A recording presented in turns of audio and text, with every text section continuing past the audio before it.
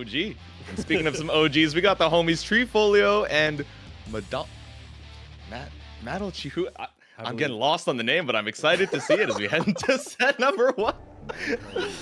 Oh my god. Start off strong. Oh man, but getting started off with the Johnny, something you don't get to see as often. It's gonna be very excited to see how this works out in the end. Justin Makoto Fox, by the way, coming through with the raid. Appreciate you, homie. Hope you're doing well. Yeah, the big 75. Off the start, able to get the DP, kind of break things out. Does get out of the corner, but unfortunately the back throw again for the second time, controlling that space really well, and gets the burst after the counter hit. Yeah, Madolche kind of on the back foot here, has the corner situation, but now you're out of all these resources. Treefolio does not really have to force anything, still got 50 tension in the bank. Does get the 5K, so things out a little bit, gets the counter hit, and again, that forces out the burst. PRC ends up dashing into the standing heavy. A little awkward, but Leo ends up getting huge advantage from it. Ooh, tried to stagger one more time with the close slash, but Treefolio gonna be able to get a jab out. It's not enough without the 50-meter behind it, but there we go. Missed Finder to take round number 1. Yeah, finding that knockdown for the second time in a row, definitely big. Even with that huge life disadvantage here, Leo's still in those situations, but now getting a little more out of it as we get closer and closer to the corner, but the headbutt does land, which leads us into that vortex. So Berserker Slash brings you all the way back to the corner. Nice, the whip to bring you back down to the ground. And now we're gonna have that wild assault. Hard knockdown, positive bonus. That's a Y2K, by the way, as we whip the DP, unfortunately, for the $2 direct contribution to the match arena. We appreciate that. Thank you very much. Ooh, backdash ends up baiting out the attempt of the DP, sets up the card, and goes a little slow and steady, but there we go. The YRC wins the turn and gets the reset. I gotta make the most of this, but YRC back is gonna bring us back to the neutral. Treefolio trying to build up that burst here, but trying to end the round before it even matters. You don't have a lot of health to work with here. Oh, and Johnny being able to have the wild assault of his own for potentially offensive purposes. Gets the hit again, but it's still not enough. Yeah, the card wasn't quite close enough. Now Madolche fighting back and ties up the round count. A nail biter for that round number 2. Okay, does get a jump over really late on the JP, but can't even find anything for it. And the guard point stance, while it is effective against some pokes, not quite having the range to be able to actually hit Johnny, even at this max range. Ooh, trying to maintain that max range, but that 5K just brings you in so far. The fast RC unfortunately gets you a cross up, so you got to fight your way back out to the corner, but Madolche just trying to hold on to this corner pressure. Another really good press there to kind of break things out. RC forward. RC's into the JK. Too far for the throw, though. Nice DP and a good burst in response. Yeah, I agree with the burst there. You're not trying to hold that back turn stance afterwards. Give yourself one more chance at life. The throw gets you the 50-meter. BRC mix-up, but no, Madolche is just going to back throw you right into the corner. Oh no, got the parry though. Doesn't actually get any kind of follow-up. No wall break, no hard knockdown. Push full screen, and there's a card out. Things are looking a little messy, but the dash forward 6P. Confidence is key. What a call out with the 6P. Sometimes you gotta be a little bold with it. We saw a couple drops, you know, a little bit of warming up from Madolche in that first round, but it seems like once they were able to kind of get a feel for Treefolio, how they're trying to hold that space in the mid-range, they were doing such a great job of making their way past those long Johnny buttons. Yeah, absolutely. Especially when things get kind of messy and when you're kind of experimenting on the fly. Like we said before, trying to use the guard point stance is generally a pretty effective tactic, especially against characters that are going to try and go for those long range pokes. It just is a little unfortunate against something specifically like Johnny, where it outranges you enough to where you can't quite get the type of reward you're looking for, right? Exactly.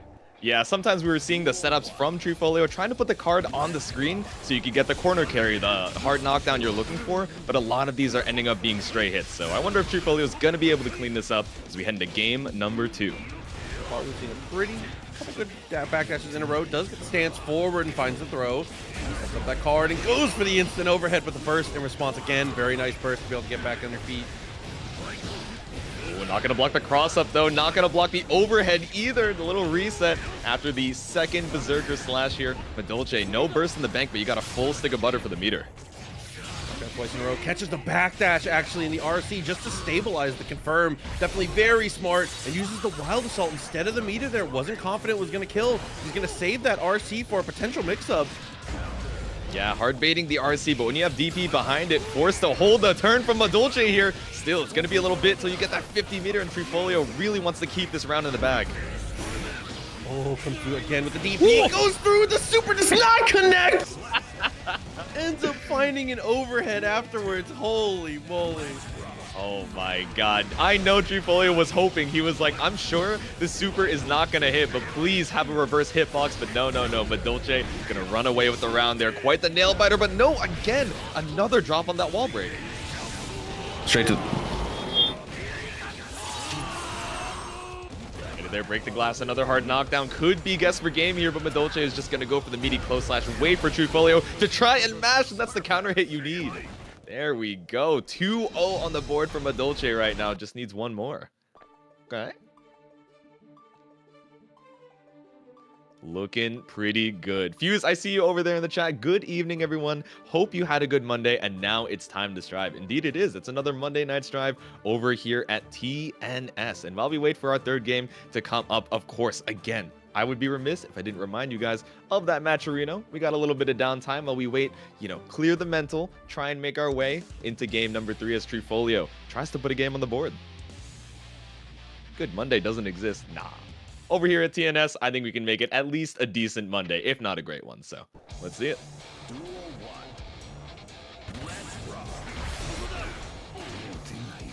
Alrighty, start off strong with a wild assault. Strip the burst so you can try and get this corner situation, but I don't know. Off the offensive situations, I haven't been seeing too much scary from Treefolio as far as Madolche being forced not to hold that down back.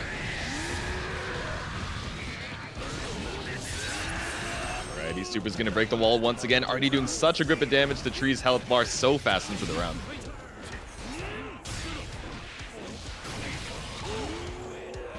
Again, the usage of 5k from Madolche, just perfectly placing the advancing movement to try and get in on Treefolio right as they're trying to, control that mid-range.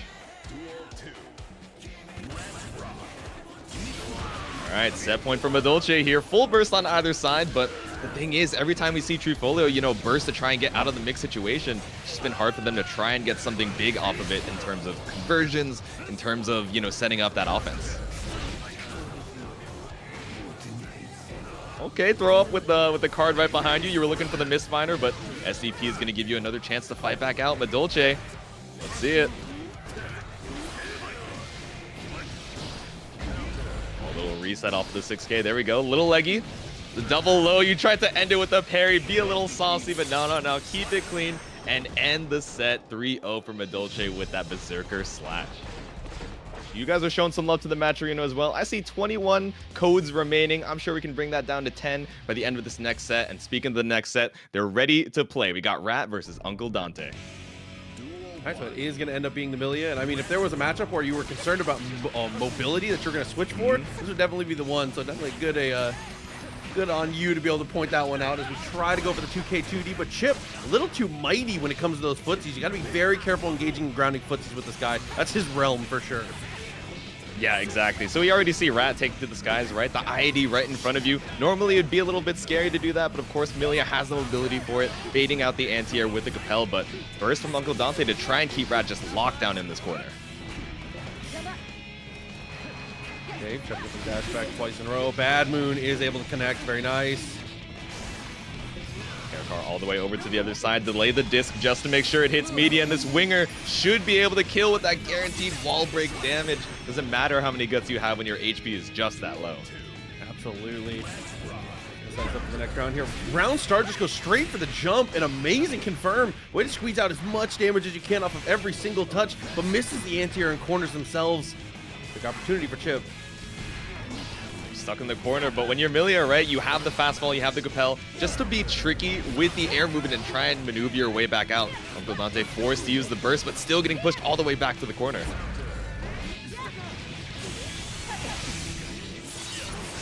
Alrighty, and the super disc breaks the wall once again. A quick round 2 puts a game on the board for Rat. I've been learning Millia, she's really hard. I mean, yeah, right? the beginning is easy. You pull up, you try and fish for 5k into 2D, 2k 2D, and you start the mix with the H disc, right? And you're like, oh, okay, I just get to float around the screen. I have so much mobility. But as soon as players start getting a little more woke with their anti-airs, you know, swatting you out of the sky, you're like, my low health, low defense is really really hurting me a little bit. So you learn to get a little bit more skeevy, a little bit more conniving with that movement. So like we're gonna see in game number 2. Absolutely. I think that's one thing that's always important to remember is with Millia, it's like being hard to catch is priority number 1. The priority number 2 comes with the mix, but the goal to get there and the way you get there is generally from being that annoying air type, like you said. Exactly. Bait out the frustration from the opponent, whether that's anti-airs or just swinging on the ground, right? So it's like Uncle Dante really trying to keep the pressure going right now, but it's not going to be enough to kill. Now you're down quite a bit of resources. The overhead doesn't quite end it. Jumping on in, pick up with the compel, but we're just going to reset into the H disc. I agree. There we go. You don't want to break the wall. You want to bring it back to the mid screen for some mix action. Use the wild assault to get even closer to the wall, and because of it, the super is able to go through. Very nice usage of all the different resources to be able to secure that kill, get yourself into the next round, potentially run this up to a 2-0 now. Yeah, off to a strong start in this game number 2. I see whoever picked the BGM is a person of culture, dude. Blue water, blue sky. There's no May on the screen, but definitely a banger track. But there's some damage on the side of Rat here. Uncle Dante able to get that positive bonus. The scariest situation as Chipp. No, you got the Rekka into super, but it's just a little bit too far to wall break. Oh, finds the command throw afterwards, though. Still opportunity to push this even further. Alpha Blade does not connect. Beta Blade has to be a mistake. And then the burst from bad to worse. This is getting terrible for Dante. Rad has a huge opportunity here, but crosses up into the corner.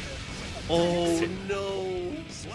Okay, using the YRC there, not that bad. You still had a lot of health to work with, so you knew you weren't going to die. You still did another 50 meter after it. It was scary living at that pixel health, though, right? If anyone's able to clutch out around like that, it's Rat.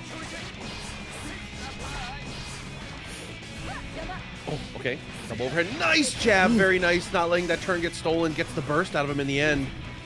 Yeah, great confirm off of that anti-air 5P. Rat knew he had to burst there to avoid that corner situation. And now pushing Uncle Dante over here with the H-disc. Tries to cross up with the fastball, but YRC is going to give you another chance to strike.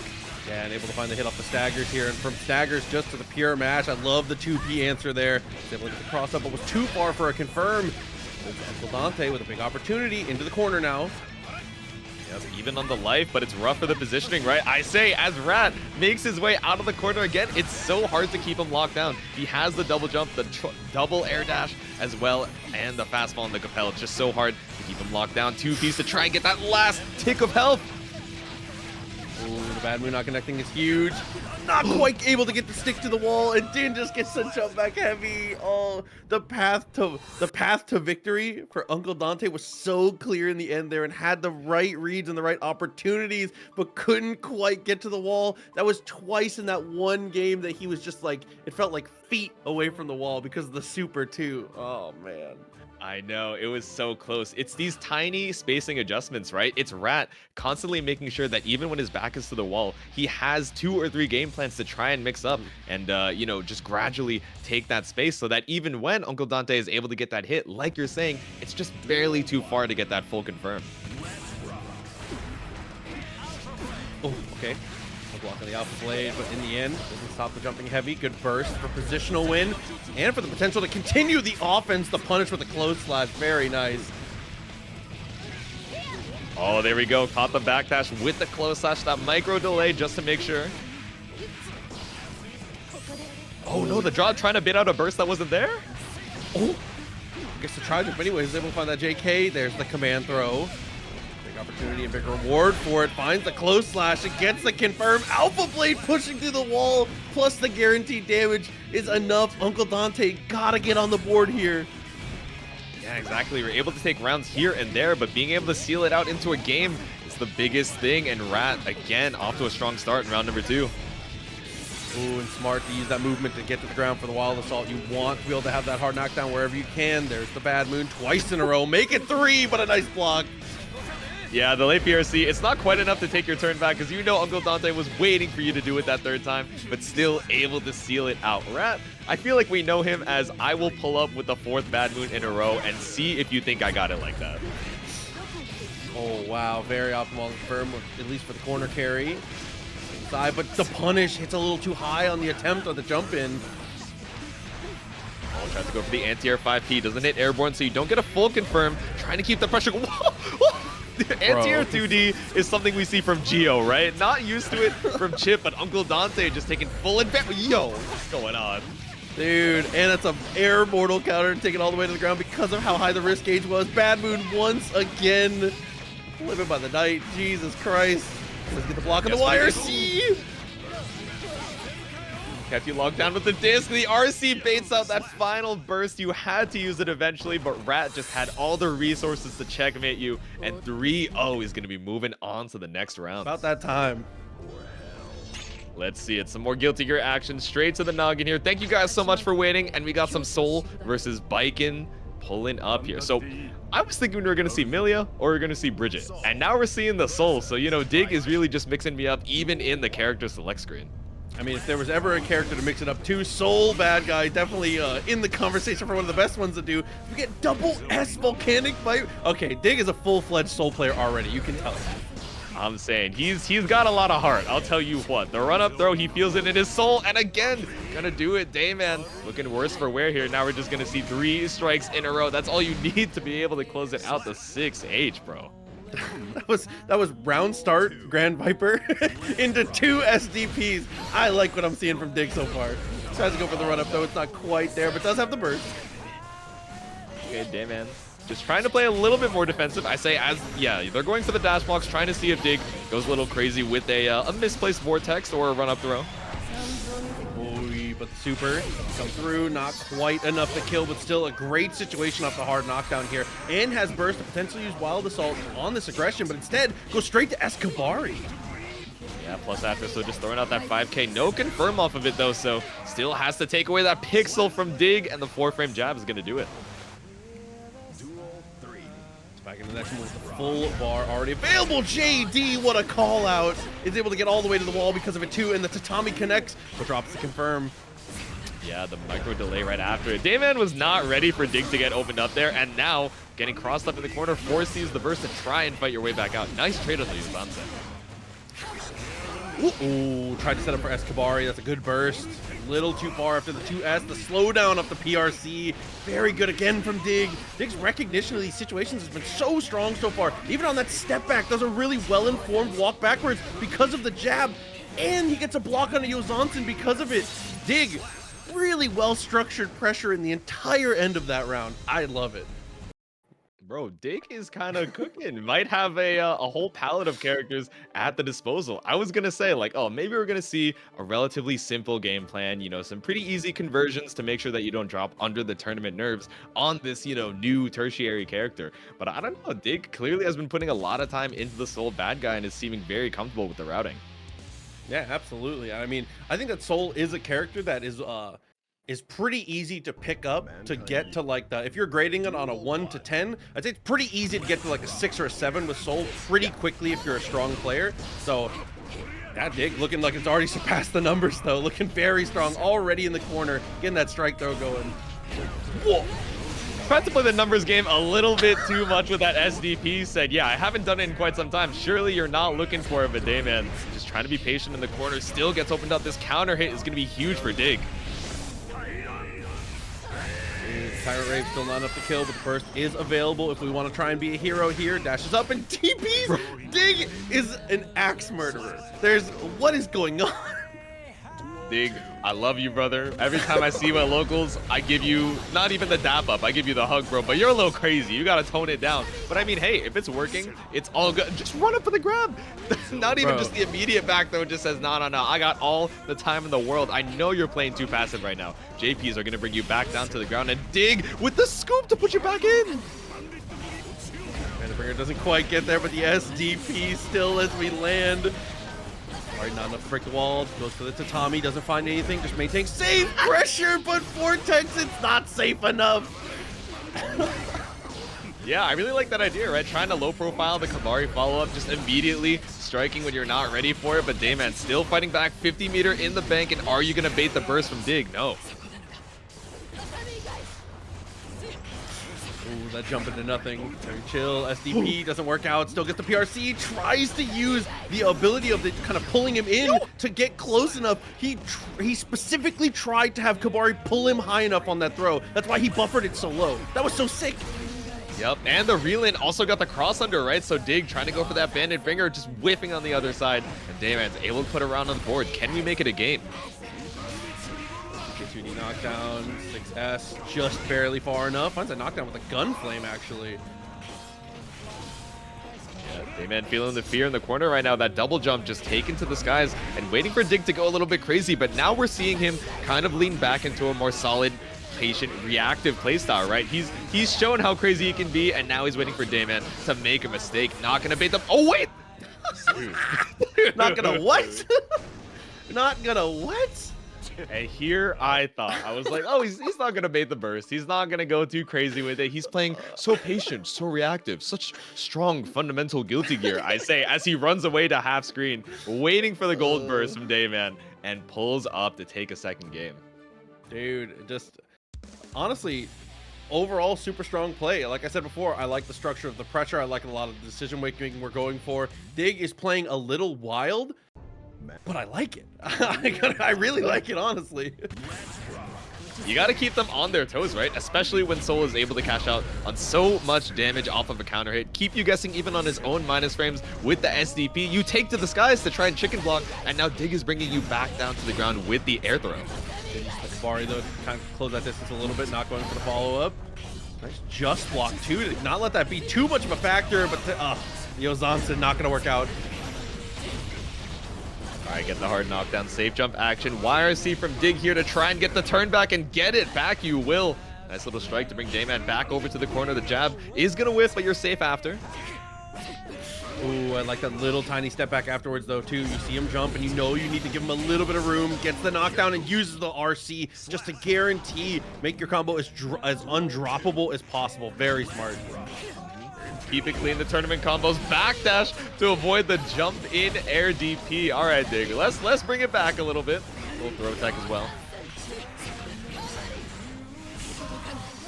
Ooh, just a hair too far for the Ozansen. Tries to go for it again and does actually get it on air to air. No punish afterwards. Still fine as we pressure, but there we go again. That Grand Vortex looking so good. Yeah, the Vortex is so scary, right? It goes under a lot of Baiken's really strong mid-range pokes. That far slash, the Kabari as well, so it's scary. It's kind of the same way you're afraid of Crawl in the Faust matchup, but Dayman showing no fear right now. The super with the wall break is not quite able to kill. Oh, and it just couldn't be scarier here. Just to stick up in, does get the burst, and immediately just pushes S, stands their ground. A really nice press, and an amazing turnaround from Day so far. Yeah, I feel like Dig really just trying to play into the mental game, right? Yeah, I'm at 1 HP. I might as well go for something crazy. Try and go for the mental boom. Let me see if I can run full screen and pull up for the throw, right? But Dayman just keeping it simple, not trying to get too much into their own head. Let me hit the 5S, right? You know, just keep you at bay and at least put a game on the board. Absolutely, and that's going to make this just a little bit closer. 3 games in a row is a very tall ask. But a wise man once told me, you can get 1, you can get 3. It's just that easy. The math checks out. Trying to do the math on this risk reward right now. Finally landing a counter hit to force out the burst from Dig. I like the jump forward JH. A lot of times we've been seeing Dayman take to the air in a lot more defensive of a way, but trying to be a little bit more active with the air buttons. I like it. Timing the YRC2, but the bringer gets a connection. Had to go for the burst. Didn't want to lose the rest of the life bar here. It is good to go for late burst in this game currently. As we get the tap dust into the RC. I was gonna say hero bursts are as strong as they've ever been because of how new positive bonus works and how fast you get that burst back. So I don't hate it. Exactly. It's kind of being a burst early, burst often scenario, because like you're saying, right, the positive bonus not only gets you that meter back, but the burst as well. No, that air dash. I like the walkout from Dig, making it so that, okay, you're trying to keep your pressure up. I'm actually going to side swap you off of your own jumping. That's a good use of the deflect shield as well to get that push away. Ends up having a bringer from max distance here, but ends up safe. But still, the jump up in the JPs, able to get the Ozansen afterwards, but TP twice in a row. Dig says, I've selected my option. Yeah, SDP is scary, right? The recovery is a lot faster than you would think. You bait out the reversal and just does it on the other side, but 2K 2D into the super. It's not going to be enough to kill, but at least it slows down the time a little bit, gives you time to breathe on this hard knockdown. Oh, good job. Wait, but Yosansen from so far behind. The hitbox, the orbital. Just taken to space right now. Yeah, I like the Escabari after the hard knockdown. Keep yourself DP safe at that distance as well with the Destroy. Forbidden mix-up, true. Works out, tries to go for Kabari, has to go for the RC in the end. Tatami leads into the Escabari. I like that. Good sequence, but ends up spending the burst to get out of it. Dig really just running all the way across the screen, taking to the skies now, not trying to be too greedy, because a lot of times when they pressed after that tether is applied, Dayman is able to just keep it safe, but with no burst to your name as long as you don't drop. No, okay. Oh my god, I thought I commentary cursed you. I don't want to do that to you, but all good. Able to close it out, and Dayman is now 2-2. Was down 0-2, but now might be the start of the reverse sweep here. Yeah, definitely doing a great job of being able to maintain pressure, stay in this. And like I said, I really liked kind of the structure of the ideas they've gone for. They've kind of mixed in using Escabari as a pretty standard turn steal to get plus frames, as well as trying to like potentially combo into it. Dropping that high tatami into Escabari is so sneaky and the type of thing that you can really do to steal some turns, especially against someone like Dig, who has shown you plus frames, minus frames, no frames, doesn't matter. They will rip the DP. Exactly. We were seeing Dig just play so aggressive, so quirky even, right? But it seems like Dayman has settled into a game plan that's able to bait that out while not giving up too much on their own offense, which I think is really good here. And now they're on set point with this perfect. Okay, far there, doesn't end up finding the sweep though. Sorry, follow up, just spaced well enough where things are fine. Nice, I like the JD air-to-air, just trying to maintain that space while also jumping back, right? So treating to just keep yourself safe in case Dig is trying to go something a little too crazy. Okay, really nice amount of damage there, and is able to get the Wild Assault for the hard knockdown. Is looking really, really strong for Day. We might see that reverse 3-0, potentially. RC up. Slashing on through, you got the tether applied. Wild Assault to keep that pressure going as well, and Dayman has so much meter in the bank. It's not looking good for our hero Dig, and the JP's taking to the sky off the tether, and the Yozansen closes it out. The reverse sweep from Dayman sends Dig down to losers. That's the second time we saw that exact sequence. We go high tatami into Escabari. Escabari makes Soul feel like he needs to do something to get out. Absolutely. And I mean, risk reward, as always, a huge factor in this one here. Chipp obviously able to go pretty risk adverse if he chooses to, but also just has the opportunity to rust that stuff down. But with Leo obviously still having the DP, even with the nerf DP, it's still such a good tool to be able to break out of these pressure strings. Oh, tried to swing with the 2D there, unfortunately. Yata gonna whip, but still holding on to this corner situation. Marvelo forced to use the YRC and still coming up huge off of it. Look at all the corner carry just off that reversal. Wild Assault in that spot too. That's when, I mean, Chipp was one of the greatest benefactors of Wild Assault. Red Wild Assault feels like it was designed just for him. It's so good. Man, the Alpha Blade just gets so much corner carry, and you do double backdash, and Yata tries to swing for the fences with the HGP and still gonna whip. Triple back. Yo, Marvelo, you are exercising a lot of mobility here. I'll tell you what. The Fireball looks good. Takes all of it. It wasn't even a full combo. The first hit didn't confirm with it. Still okay, though, after the guard point, but tries to go for the meaty Fireball. It's an easy DP from Marvelo. Knows that's the fake stuff. Oh, the double 2D, that clash just going to keep you right in neutral there, but DP to fight your way back out of the corner, and the Alpha Blade brings us to the mid-screen. There we go. Ooh, okay. Follow up there, all the way to the wall, and it's going to be able to get the break here. So once again, the Wild Assault is able to field the hard knockdown. Swinging into it, the 2D gets caught out with the super. It's not enough, but Yata at least gets to mount the offense here. 5P to try and bait out a DP, but Marvelo just waiting it out with the Alpha Blade. Yeah, mounting the offense more than good enough here again with that Wild Assault, and had another RC available, and had a second Wild Assault potentially. Dude, being able to cash out all of those resources to stay aggressive. I feel like Chipp just has like the most room to roam that he's ever had. He can be a little more passive because even if he doesn't have meter and he's not gaining meter from being aggressive, he has the opportunity to kind of explode these hits into maximum value, just because if he has half that burst, it's good enough for him to turn it into a complete wall carry and be able to get into that positive bonus, which he's one of the best characters that I've been using. Exactly, right? Positive bonus Chipp has been so scary, you know, kind of since the jump of the game, especially in Menace over there in Season 2, right? We saw so many memes, oh, Rekka Super. But now, like you're saying, now that we have Wild Assault to be able to confirm a lot more of these hits into the wall break, we see a lot more of that Demon install Chipp, but Yata trying to make sure we don't even get to that situation immediately. Going into the back turn here, Marvelo is looking worse for wear on the HP. Yeah, absolutely. But I mean, live by the sword, die by the sword, not much life. But oh, the throw to stop the beta blade. Crazy read. I like that from Yata. Got to go with your heart. If it got you that far, you might as well close out the round with it. But Marvelo strikes back. Right, positive bonus Chipp with the hard knockdown. Like we were saying, this is demon mode. You're gonna have so many resources available. All right, you use the RC to get the positive bonus loops. Cool. You finally get that wall stick, then you have the wild assault again. No, just go for the super. Finger looking good. If we ever have a Switch KOF tournament, it's over. You're seed 1.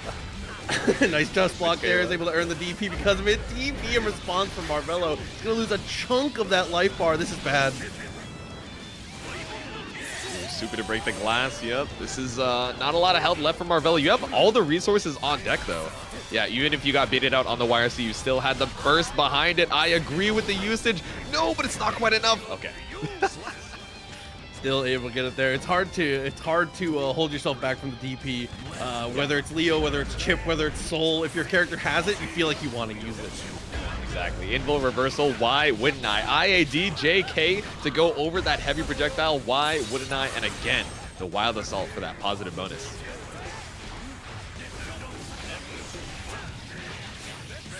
Okay, pressure still on. Drops it there for the... Oh, that little reset is going to make it enough damage to kill. Being able to reset in the corner like that, but it's not enough. Actually, still alive. That did no damage.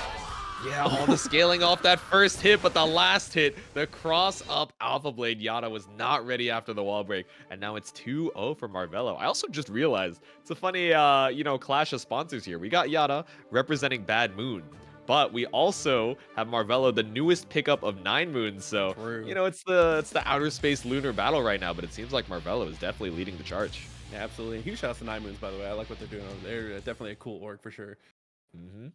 The homies representing. I know Bad Moon, I feel like they recently released some apparel, so correct me if I'm wrong over there in the chat, but Yata trying to show the drip with the Leo right now.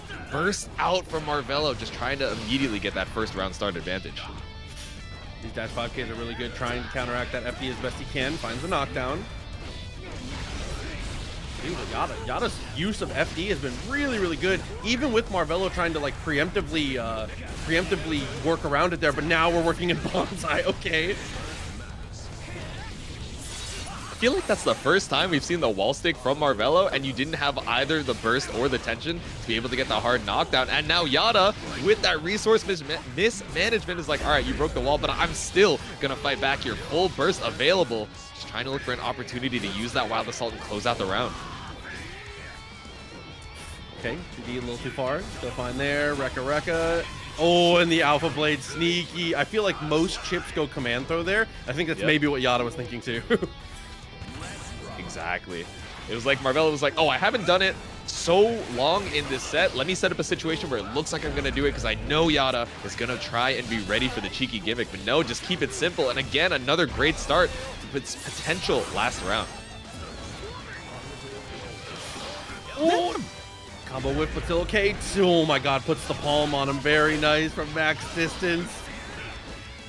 Quite enough to kill, but you got all the meter in the world. It doesn't even matter if you get hit by the DPRC, right? You're still in positive bonus. Use the burst immediately. You know you're going to get it back pretty soon. Bait out the DP. And the counter hit closes it out 3-0 for Marvelo. Yeah, Marvelo good at turnaround and good. good as always. I feel like the thing I praise him for the most is his footsies, and it usually shines through. Had to brute force things a little more often than I think he would like in that one, but that's mostly off the back of Yata was just doing a great job of being able to use FD in the right places to make Chipp. That was like a perfect example of like how to FD Chipp in the right places after he jumps in.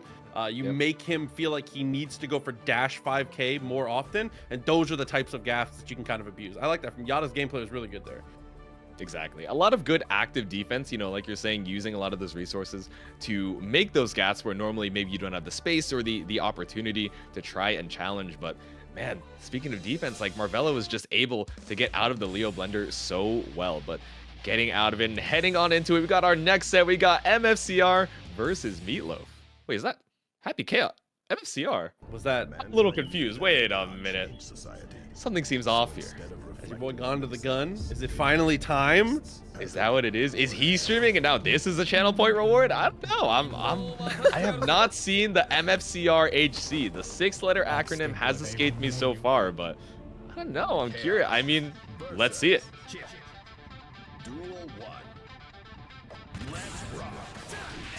Ooh, And it looks like they're locked into a game. Number 1, the 6B doesn't quite hit early enough to get that airborne hit, but Meatloaf's still forced to use the burst already to try and keep this corner and already playing a little crazy. Okay, tried to stagger the pressure there. Knew he had time, so was able to go for the jump here. MFCR fights out of the corner, has to spend the burst in the end, but still now gets the pressure of his own. The strike, though, does not work out. Both players have to trade an RC, but MFCR with a great shot in the air. Very nice. Oh, no meter to try and break the wall with a hard knockdown, but still the 6B, the headbanger, no bullets in the chamber, maybe still getting used to the conversions here, but it's all good. The DP, the $20 donation from Shark Party, thank you so much for the direct contribution, and Meatloaf contributing the last of his HP for that first round. Yeah, huge shout out to Shark Party. Thank you very much for the direct contribution. Again, to everybody, if you want to as well, exclamation mark Matcherino in the chat to pull it up for yourselves. But in the corner here, Meatloaf still maintaining that pressure. I like that little FD to kind of slow things down and see what MFCR wants to go for, but the defense holds up until the 2D. Oh no, PRC to try and stabilize the combo, but I think you needed to press a button just a little bit faster off of that confirm to try and keep that momentum. Nah, never mind. Meatloaf is fine with the reset here, just trying to keep MFCR on his toes. He said, all right, you're trying to learn a new character. Let me just reset you 5 times in a row and close out, tie up the round count here. Very important swing game here. Do not want to go down. Does get the headbutt here. Then will take the shot and push all the way to the wall. Does get the wall stick in the end and refocuses, but doesn't get the wall break. And Alpha Blade teleports directly to his feet. The perfect spacing. That's the 5K6H. Wild Assault gonna take a chunk of health out of MFCR here. Yeah, you have 50 meter for the YRC, but now you're scared, right? Is Meatloaf gonna try and bait it out? Oh, back throw incident to a front throw, forces out the burst. Keeps that pressure, nice just block. Backdashes the bonsai, but we're able to react. Gold burst in response. Really good defensive and offensive structure from both players. MFCR, though, is able to take the shot in the end to close the round. No, he doesn't, but... I was running out of air to make that sentence last till his combo ended. Jeez. Miguel, you're scaring me. Now, maybe, you know... I don't know the reasoning behind the Happy Chaos pick. I'm seeing there over in the chat some theories. Oh, you know, doesn't know this player, so maybe he pulls out the HC for the unknown online player. But me personally, I have never seen Meatloaf play, but I have heard stories about the wild Chipp from the Wild West, just pulling up with the craziest reset heavy playstyle you've ever seen. And hey, it was able to take a round off of MFCR, but hey, I mean, you still got the fundamentals as far as Guilty Gear gaming goes. Yeah, maybe you don't have the optimal combos on the Happy Chaos just yet, but you gotta cash out on all the damage you can against MFCR. Oh, okay. DK2D right off the start. Able to push the wall. DP in response, though, not willing to hold the pressure. And then the Alpha Blade get out of the corner and finds a jumping off of it, too. All right, use the burst. No, but greedy on the concentrate there. Meatloaf is gonna run up on you. Chipp, the fastest character in the game. He's not gonna let you get away with that one. Good backdash there. Gets the poke after the slowdown here. Still taking the shot. Whee! And then the throw. Says you gotta fish for the back throw, but no, with no HP behind it, Meatloaf takes the round.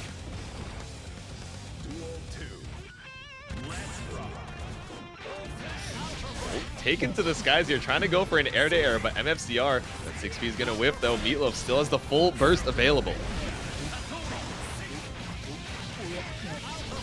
Follow up strong again, off the wall, is able to go back to the same side while the Salt to push through. Hard knockdown coming. Yeah, the JP, the tap on the dome. No way. Okay, if you actually killed off the 5-5 Ps, I would have said that's a little crazy from you, Meatloaf. Now you're stuck in the corner. You thought the whip 5D was your turn, but not quite. Bait the burst too. Oh, but had all that meter. Go straight for the super. Oh my god. I mean, to be 100% fair, 100 meter, why not? I like that. Oh man, I'm just so glad I finally get to see Meatloaf play. I've heard so many stories about how wild your playstyle is, but now seeing it with my own 2 eyes, I would not be surprised if MFCR went back to the Leo and said, all right, maybe I need the main for this one. MFCR just said in chat, I'm not gonna repeat it, but MFCR said, he said, I'm switching, is the subtitles. I'm booting up Minecraft is what I read, yeah.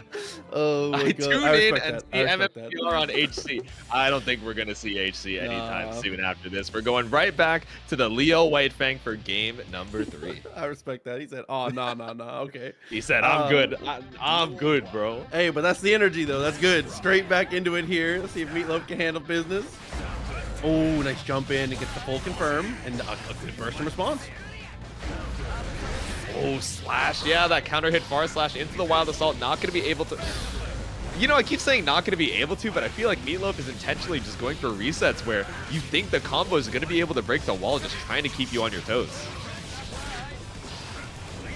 Oh, and the DP is baited. Double Alpha Blade. Again, not enough to break the wall, but the 2D, dude, the reversal, the drop kick.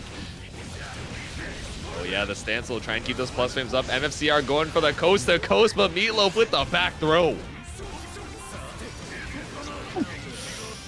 Wow. Just a great RC, and recognizing the startup animation of the RC from MFCR, knowing that if it's best case it's YRC, worst case you're at a neutral position where you're both slowed. I think that's a great call from Meatloaf again. Saw the panic behind the eyes there, was able to bait it out. Meatloaf trying to play so aggressive right now, but gets caught on the other side of the Alpha Blade. Now you're just getting crossed up, stuck in the Leo Vortex, and I love the option to cross up. Just go away from the wall so that you can keep that mid-screen mix. The triple JK in that combo as well, gets the punish with the command throw. Super response though, MFCR says, again, same thing, 100 meter, why wouldn't I?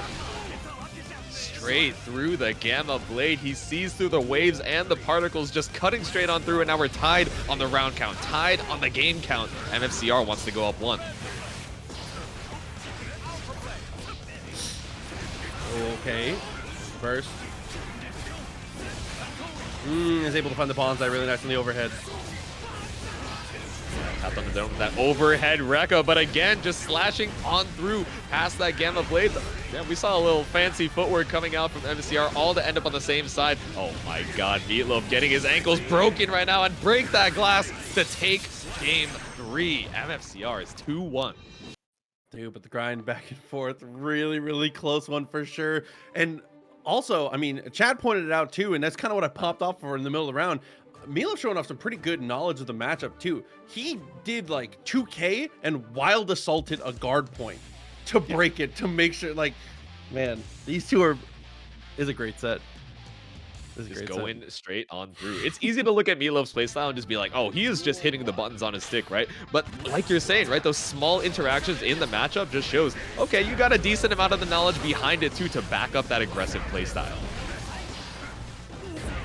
Oh my god, just running straight on through, bait out the throw, and the counter hit 2D. It's gonna get Meatloaf that positive bonus hard knockdown, the scariest state you can be as Chipp. Okay, RCs, keep it aggressive. 5K, nice jump back. Knew the command throw was gonna go there. Has a good read on it.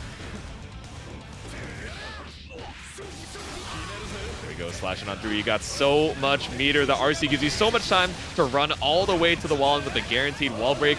Now Meatloaf around on the board again. Yeah, but I feel like I've seen this movie before. Has gotten ahead before, but has not quite been able to close these out since the Leo has come through. Tries to bait out a burst there, it looks like, or maybe just an execution error. But either way, MFCR will take that every day of the week. That is a wall break into a hard knockdown. I gotta hold on to this. The meaty close slash finally gonna do the cross up Berserker. Oh, whiff on the JH, yep. Meatloaf gets the opportunity to fight back, but runs up for the whiff throw. No! Okay. Okay, into the wild assault. Very nice. Whether it's to maintain pressure or to go for the confirm. And he steps back far enough for the J2K to not be effective. Great decisions overall from MFCR again, as we still maintain corner. Yeah, Meatloaf just took to the skies, ran right into that 6B, and now start. No! Don't let it be you! Oh no, do not teabag it to lose, MFCR. I swear, gets grabbed right out of the cross-up Berserker slash. Yes, dude. He TPs on every single wake up. Drops the combo again, but finds the missile drop kick to get the knockdown, the kill, and the set. MFCR. Bro, please don't cut it that quick. I love that. All right, let's see it though. The round start, immediately tries to get aggressive and go for the 2P. That's good from Remi to go for the dash backwards there, and showing off two of the normals that we're going to see very often in this match. Close slash and far slash are such powerful CQC tools for Axel. Expect to see them incredibly often. So good for being able to fight at that like character length range. Yeah, exactly. And we're also seeing a lot of the 2P, right? It's a definitely juiced button as far as Season 3 goes. The recovery a lot shorter than it used to be, which is really important against Millia, right? You do not want to be whipping any move that's high recovery, and then all of a sudden, you know, she's running full screen at you. Down same side, very smart. Time for the guessing game once again. The double dash ends up getting the burst out. Oh, crosses you up the fast RC to try and keep some more meter. I don't know, K22, you're going to need one or two good openings to be able to kill Remi here. That's one. Oh, but I love this use of low Capel. So smart to be able to keep your pressure going. Double overhead. Continuing on with the bad moon. Dude, again, just such good pressure from K20. It's so evil, right? The classic mix-up. All right, you dash in. Am I going to go for the late air dash right off the ground, or am I going to go for the low? Remi, unfortunately, losing that 50-50, but K22 already down 50 HP in the second round. Knockdown RC, doesn't get a connection with the RC hit, but it's not gonna matter. A clean bomber will finish the round. Strong stuff from Remi, and that's one of the nice things about Axel. I feel like it hasn't happened for him very often in the earlier portions of this game, but Axel's so good at being able to like get clean hits and close rounds now, and it's gonna only get better when they give him Rashid Tornado. We'll talk about that later. Jesus. I don't know. Now he's definitely lost some tools off of this hard knockdown. Lost a lot of health. Remi, Celeste, they are fighting for their life right now. 2P into the fast RC. K22 just trying to keep it tricky. 5K, oh, gets the hit, but he didn't believe in it. S Fireball, able to do it. Very nice. K22 takes the first game, and whoever that was in chat earlier saying they were putting the points in, looking like it's a pretty safe that's a safe bet so far. K22 is looking very strong again, picking great angles to be able to go in to not get anti-aired by Axel, and doing a good job of kind of even when they are at full screen, they're staying active enough to where Remi's not feeling like comfortable enough. Like we have seen like almost no Rensen, if you've noticed. Like you're feeling so off balance, not feeling like you can use some of your stronger tools. This is great from K22. Yeah, it makes the Axel, you know, neutral game plan a lot more linear on your approach, right? Because it's so long duration, long recovery. That is not a normal that you want to be, or that's not a special that you want to be whipping against Millia, because I don't know, man, it's a lot to, you know, give her that space to move. But now we're finally seeing it from Remi, right? K20 playing a little bit slower now. Ooh, okay. Go back, try to go for the JP. Again, Locatel looking very strong. Gets the trade, but the trade always in the grounded player's favor in a situation like that. At 50 meter on the side of Remi, no burst. You're trying to look for this wall break. PRC off of the Rensen to try and make sure that K20 doesn't get a punish. Ooh, off the clash. You know he's pressing again. Axel, that 2K, so strong. That 5-frame low profile. It's scary, right? You know, we don't think of Axel as a you know, as a skeevy character, someone with a lot of mobility, but being able to reduce your hurt box that fast is definitely a strong tool, but not strong enough to get around the counter hit JH. And the wall break to do it. Very nice. And yeah, 2K, he goes underground. I don't care. It's such a strong normal. Here we go. That's where Zato's break the law went eventually. Oh, okay, that 2S, like you were mentioning before, right? Policing that airspace. And again, Remi gonna use it to catch out that air dash JH. Okay. cross up there, close flash, very nice block, and a great throw here. K22 gets the Capel over, and Remi, the defense is looking clean, but you can't block forever. You have to do something to take a turn eventually, and 2K ends up being the deciding factor on getting that turn. Gonna with the rainwater, but you still get to keep the corner positioning enough to wall stick with a double axle bomb around on the board for Remi. Okay, air card to end it. Oh, I thought that was going to be the end. We dash again to get even more damage. Millia, usually known as a low damage character, throw that out the window. Half your life on one confirm, and then gets raw hair card to punish. Yeah, Millia definitely eating good off the wild assault. Oh my god, doesn't even want to use any of the meter in the bank, just trying to use it for all these mix-ups to close out game number 2 with a perfect. Oh my god. He almost got two-touched by Millia. You know how rare that is? Oh my god. I mean, it's like you're saying, right? We usually think of Millia as, oh, she has so many opportunities to lock you down into this vortex, right? One misplaced 2K2D, all of a sudden you're eating H-Disc into so many looping mixes. But hey, K22 trying to show us, okay, she's not just low damage, she's also able to back it up after that offense as well. It could be a two-touch if you're getting caught out on an unwise counter hit. Duel 1. Go again.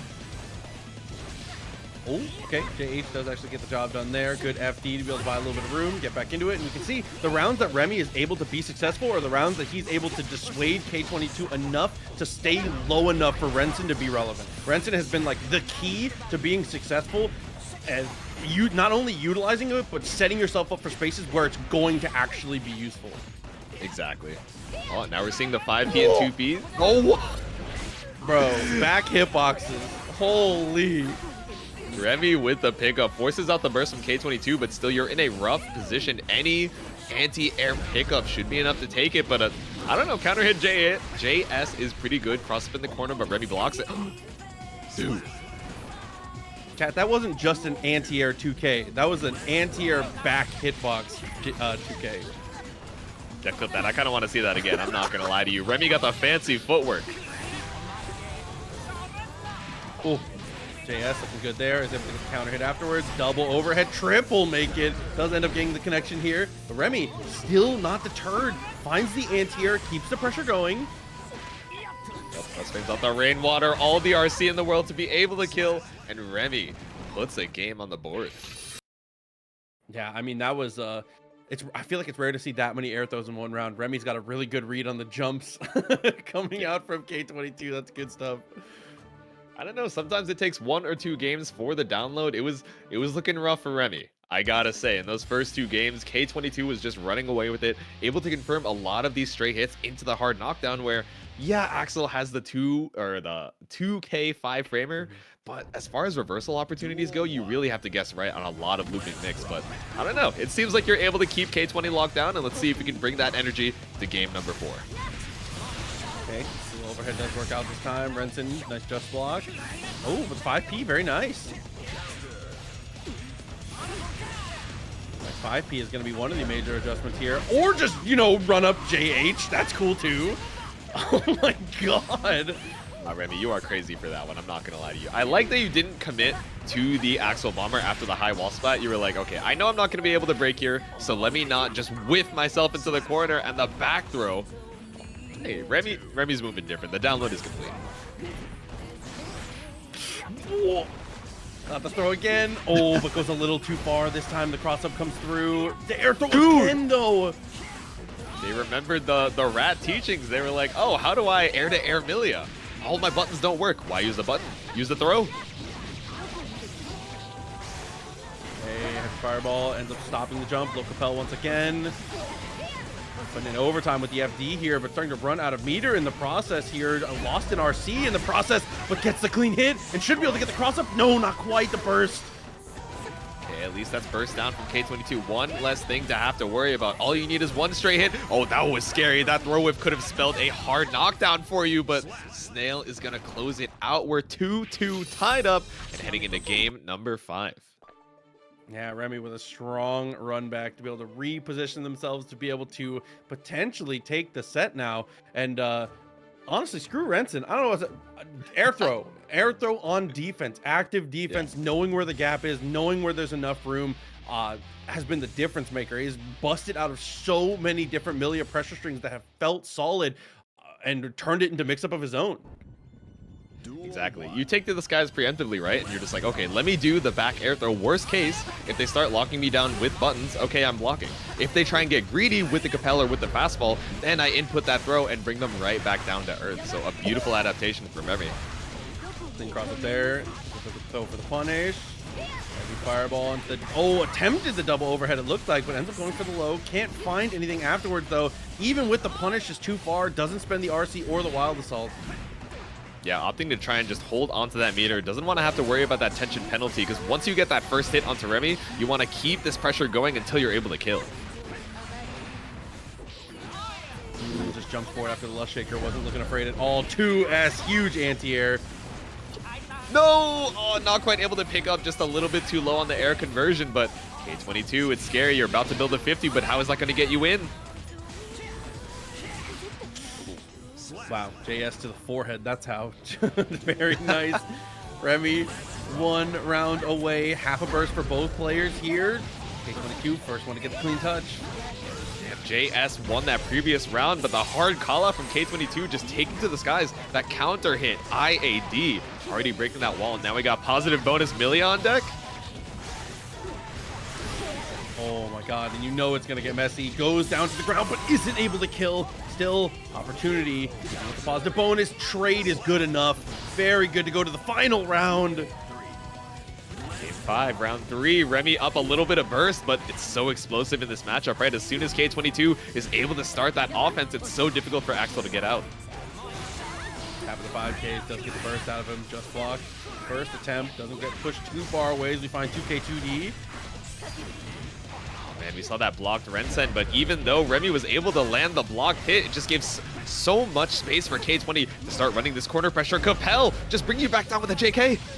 Yeah, it looks like he's trying to commit to Capel in that spot, because that's where Remi's been going for a lot of the air throws here. So you can see actively trying to mix up these situations. 5P actually whiffs. Remi rips a throw, and now potentially the rest of your life bar here. We are going to live, but this is a really bad situation. Use the wild assault. Now you're charging both of these gauges. Remi Celeste has a lot to try and hold on the defense right now. 50%, another for K22. The air block on the YRC. That doesn't kill. We are blocking 6Ks. Oh, but the bad moon in the end is enough.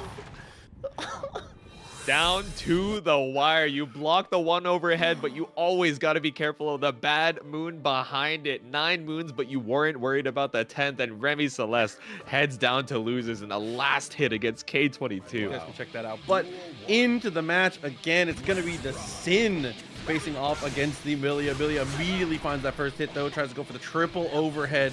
No dice, though.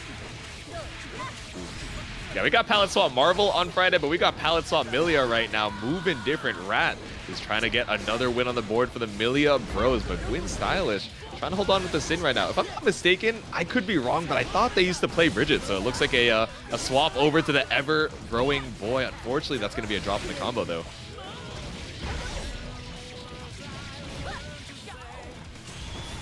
Okay, gonna be the super to break the wall, and it's not quite enough to break Sin though. Still alive and still has plenty of calories. Oh, here we go. Has the meter. Why wouldn't you? Yeah, all the meter in the world. The fast reset into the 2P. Run up with these wild assaults, but oh man, you tried to bank all of your bursts to try and steal the round back, and now you're down a full burst gauge. Okay. Well, to the side, finds a knockdown here. Oh, by knockdown, I mean full confirm. Holy moly, I wasn't sure if it was going to be high enough, but it's plenty high. Wild assault to break the wall. And Sin's get up animation is so goofy. He does the full 360 on the ground, but Rat just keeping the pressure going right now. So much health lost on GwynStylish's side, and you have all the meter to close out there. Oh, no. Oh. Oh, and dude, he's such a high damage character. I was gonna say, with the amount of reward per touch that Sin gets, that was a super contested round, but it can't quite all come together. Rat is able to re-stabilize and right the ship. Very nice. Dude, Rat, just like the name implies, right? You think you have him cornered, but that's exactly where he wants you, right? He's pulled you over to the other side, right up to the wall, and then he's so skeevy about how he makes his way back out, whether it's taken to the skies with the Capel and fastball, or he just runs right under, right? He's like, no, I think you're going to try and take to the skies to anti-air me. Let me just run right under, and now I have this corner situation on you. So first game over to him. Yeah, shouts to KP Kinder Party. This is a KP classic. He kind of plays like a twerp. He's really annoying, really tough to deal with here, but he has all the answers. So what are you gonna do about it? Like, but it looks like it's gonna be a switch to the Bridget. Okay, so I was right. Yeah, it looks like Gwyn was a Bridget player before, but, you know, wanted to try out the Sin. Maybe felt a little bit better about the matchup, but as far as Rat, you know, you gotta bring out that comfort character, the one you're most comfy with. Okay, so came out, goes to hit fireball, tap dust, sneaky, but not quite enough. Doesn't find a knockdown, and Bridget's able to get pressure and get the burst out of him in the end, and the PRC to reposition. Two good options in a row here. Yeah, Rat immediately deciding to burst the TK roll mix. I agree. You know, you try and guess your best, and then afterwards you're just like, all right, I'm going to burst. There's too much layered Oki here that I do not want to have to deal with. The blue Wild Assault lets you set up the yo-yo set once again, but Rat is holding on strong to the defense. Oh, DP no punish. Knockdown again. Cross up, double crop, make a triple. Holy moly, Rat is just trying to do everything, but it's not enough. Maybe a little too much. What side are we on? GwynStylish finally going for the low option, and it's going to be enough to open up Rat. You're seeing a lot of good defense there, but fortunately just not enough now that we're opening up the angles. Oh, jump in, clean touch. Again, very nice damage with the Wild Assault. Hard knockdown, positive bonus. Things couldn't be better here as we find a close slash anti-air, stopping the backdash. Such a strong option for Millia, always has been. Yeah, huge counter hit there. I wonder what Gwyn was mashing on the wake up there. Maybe not a DP, but trying to go crazy with that throw. Oh, okay. Rat, you scared me. I'm not gonna lie. The whiff on the S disc, I was ready for Gwyn to jump out to the mid screen and all of a sudden just start mashing 5H, but tied up on the round count here. Let's see. Ooh, that was a slick little confirm. Wild Assault doesn't quite get far enough though, but still good way to keep that pressure. Lust Shaker just because gets a punish, but not very much. Yep, I see someone asking in the chat, what does Blue Wild Assault do? It does that. It guard crushes you, lets you set up for that yo-yo set. No yo-yo behind it for the tap dust, but at least it gives you a little bit more room to run up to the corner. Knockdown again. Oi, and that late cross up. Dude, Rat says that hit's not good enough. I need another one. Capel comes through, and the pressure doesn't stop. Finds the hit in the end, but ends up getting the back throw. The incident potentially. Damn, Gwyn was looking for a fuzzy throw there. I feel like that's big matchup knowledge that you got. You stole that from, it was like, okay, sometimes you got to test the setups. You never know if Millia is going for something airtight. Just go for the yo-yo throw to try and keep Rat back down to the ground, but no, he's taken to the skies. DP breaks out, connects too far away. Wild Assault doesn't confirm, but it doesn't matter. The air-to-air into the very casual touch. Dude, a great round. The Bridget switch looking incredible, definitely strong, and like you said, showing some things that are indicative of high-level matchup knowledge for sure, like that yo-yo throw. That is, like you said, a really good answer potentially if you think that is like a fake situation. Sorry, I got distracted by a huge paragraph over in the chat. I was like, oh, he's copy pasting over there. And then I see Nick doing a Nick copy pasta. That's crazy. Oh, it's a Rat copy pasta. Okay, never mind. That's acceptable. I thought you were copy pastaing yourself. I was like, come on, man. But if it's to support the homie Rat, of course, another beloved 9 Moons member, I understand. I get it. Oh, I just read it. It's both. Yeah, exactly. There you go. There's some words I can't say in there, but I do see some support for Rat. But still, you know, now it's tied up on the round count. Like you were saying, Gwyn looking a lot better on the comfort pick with the Bridget, just trying to keep Rat locked down. Plays that connection. Good here. Just keep the combo going. About a third of the life off the table. Hard knockdown. Opportunity comes. Gets the dash forward. And nothing else. Good FDs from Gwyn. I like that. Oh, just barely the TK yo-yo toss, just keeping you right above the ground for that hair car. I like it. Try and keep that space up. RC to get the wall break.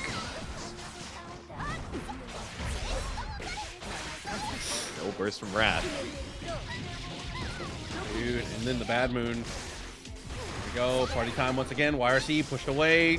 Keeps in the air and is able to get aggressive off of it. That reposition and the knowledge to know you were going to be able to move at that time was so smart. Yeah, the Air Wire C, it does not give you a lot of plus frames once it's blocked, right? You know, they have a lot of time as soon as they recover, so immediately Rat just took to the skies and decided to put the pressure on even after you use your 50% meter. DPs after the bad moon. I'm not willing to hold any more of this pressure. Oh, the fast RC, I wonder what Gwyn was trying to look for there. All right, cheeky little reset with the slow scooter, gets you those plus frames.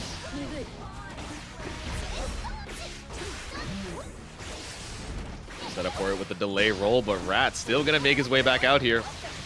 Oh, with the tap dust. Oh, you're looking for the wall break here if you're gonna be able to kill. Oh my god, there's so many hits on this combo. I was so scared you just barely weren't gonna be able to reach the wall, but GwynStylish got the routing down. Okay, knockdown to the yo-yo. Finds that touch again, looping that pressure so well. Burst in the end, especially in that the position where the opponent's going to go for the yo-yo setup. That's one of the safest places you can burst, so definitely smart. Ooh, whipping that 5S. Yeah, it's such a long-range button with relatively low recovery, but especially when you have so much mobility like Millia, she's able to make so much advantage as far as the space goes, just jumping right over.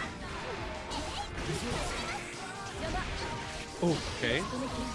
Oh, try to tap the dust there. Ends up going for the throw. Things get a little messy. But Rat, not deterred, doesn't slow down for a second into the Lust Shaker. Oh, grabbed right out of the guard crush, and there we go. The OTG Bad Moon puts another game on the board for Rat. Just needs one more. I love when Bad Moon kills because you end up just, you're like face to face with him, just staring at him like, you thought. It's right there, dude. You thought you had another chance to live, but no, that last pixel is gonna be it. Yeah, for game number 3. I see Dig over there in the chat. OMG, my two goats. So Dig, like we saw on stream earlier, right? The Millia and the Bridget, you know, the two sides of the coin here, and a strong trading partner for both Gwyn and Rat. So I think both of these players are coming into this matchup, you know, on the layer 2, layer 3 understanding. Yeah, absolutely. And I mean, that's kind of just where you have to be in today's Guilty Gear Strive as well. We talk about this a lot. With the addition of rollback and how things have been going with the community, the floor has never been higher and the sky's the limit, dude. People are so good. The average skill level is so high. Exactly. You can't go for the layer 1 knowledge checks anymore. These gimmicks, you've already seen them in the Twitter clips, in the YouTube videos, so you gotta bring out that solid play if you want to keep the set going. Rat is up 2. Gwyn's trying to tie it up.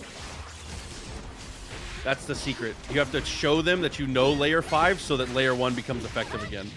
Exactly. I promise. That's you the actual answer. The layer. Yep. Dash back is good. Oh, anti-air attempt, but it's a little too committal. We're able to get the low punish, and then the double cross-up for that extra damage. Man, the double cross-up feels so bad. You're like, oh man, I didn't know I had another opportunity to try and guess the mix after. I thought you were just going to keep the knockdown going, and now Gwyn, 1% HP with the S-Disc, going to be able to kill. Great recognition from Rat there. Yeah, the potential to maybe close out the set here. Dashed up and gets the 2P, able to confirm into the knockdown. 2S counter hit right afterwards, and a good follow-up that ends up cross-up. Yep, going up for the disc. The double cross-up brings us all the way back over to the corner. Don't lose that corner carry. You work so hard to get Rat. That's gonna be it with the hair car, closing it out 3-1 and a perfect on top. Absolutely. Strong showing for sure. Rat continuing that march forward through the winner's side, getting ever closer to that top 8. Kreeg coming in, obviously one of the strongest players that we see week in, week out. I believe coming in the #1 seed this week, unsurprisingly, with the results they're able to put up. Exactly. Consistently a top placer as far as TNS and a lot of these online brackets go, but MacMens keeping you locked down in the corner. That far slash pressure forces you to use the burst, but hey, I mean, Kreeg pushing you out to full screen, definitely not something he's too sad about. Oi, knockdown here. Goes straight into the overhead, goes into the butterfly. Things work out in the end. Still okay. Stealing turns with the fans, though. That fan throw, that I feel like that is like one of the major stopgaps of pressure of Anji, is if you are not answering him stealing turns with the fan, you're going to have a horrible time. This character is designed to eat good if you are not handling that correctly. Exactly. You don't want to give him the free plus frames while he's building up, you know, all that risk on you so that when he finally opens you up into the RC, it just does a grip of damage. And speaking of a grip, we got the full champ. Oh no, actually, just going to hold on to the meter and the wild assault for the post wall break situation. Good.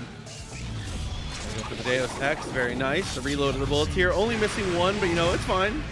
Down to a pixel of life now. Hard knockdown for Kreeg, probably gonna go for Curse. Instead, just takes aim.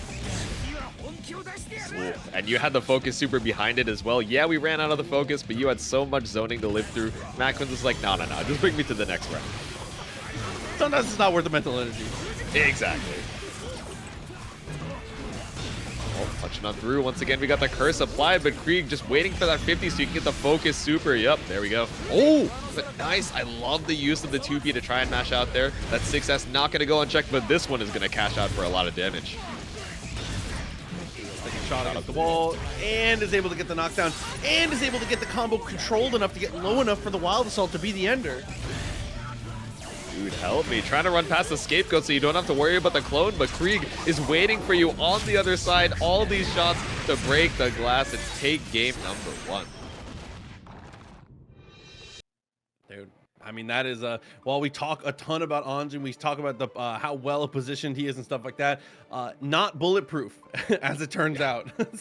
Still has some issues here and there, especially coming into the matchup with Happy Chaos, obviously. Once Curse is applied and you're able to take aim, the options become significantly limited. It's just, it's such a simple thing to have happen, but it almost feels like a win con. Yeah, exactly. And I mean, yes, Anji does have the spin. Yeah, if you throw a move through the spin, you have Midare to have to worry about, you know, 6S, these steady aims. A lot of moves where you have to think a little bit more cautiously, especially in the mid-range. But if MacMens isn't able to make his way into that range, it's not something you really have to worry about. But hey, now that he's able to make it, look how much damage we're getting onto... Dude, what happened? Where'd the round go? I looked away for a second to explain it. Now it's a perfect for MacMens. Yeah, it'd be like that.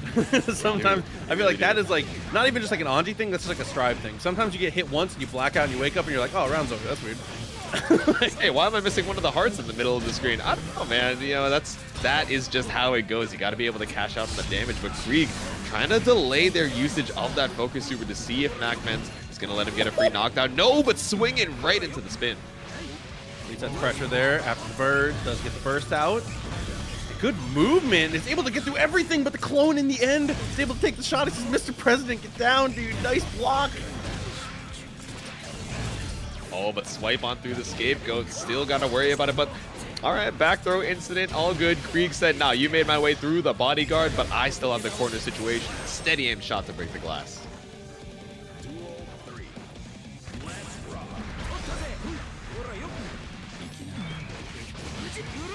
Walk back on the bird.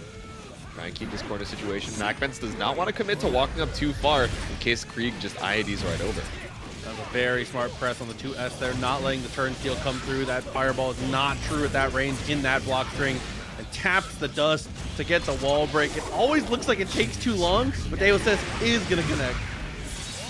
I know, man. It's the slump on the wall that gets me every time. I'm like, oh, they dropped the combo. No. You're just getting shot in the kneeling. MacMens really just ran full screen and went, I'm letting Jesus take the wheel. He said, I'm here. Overhead. PRC still has an opportunity, still has meter. What a press from Kreeg! 5P, the GOAT, into the Deus Ex. And with all that meter in the bank, more than enough to kill. Keeping that 50 meter for the next game, and Kreeg is 2-0. Dude, what a super smart 5P there, especially against an Anji player who's already demonstrated to you. He's like, I'm going to hold the dash macro, and I'm going to see what you're going to do about it. He's already shown you that once this round, and you're pressing like that. I like that. That's a good call. Sometimes you just got to let it rock, right? You hold down the dash macro, you look away, you set the 2-second timer, you're like, I'll be back in a sec. It's time to play the video game, and then no, 5P. Dude, but these rounds have all been manageable here. Kreeg has been able to clutch up and has been able to close these out, but MacMens has been so in it. Yeah, let's see if he can keep that composure going into game number 3. Trying to put something on the board here. Even that first round perfect wasn't enough to seal it out, and now Kreeg bursting you back into the corner. Scapegoat on the screen. Overhead. Yo. All there. A lot of damage. Sets up the bird. Gets the overhead. Not quite dead, but still huge opportunity for MacMens. Posibone's going to make a big deal here. Bird is the word. Shoot through the skies. Kreeg on the 1 HP, but with the hard knockdown, the dream is looking closer and closer. Yeah, Yeah, especially because this is hard knockdown. You can potentially loop into that pressure again. Just takes aim instead, though.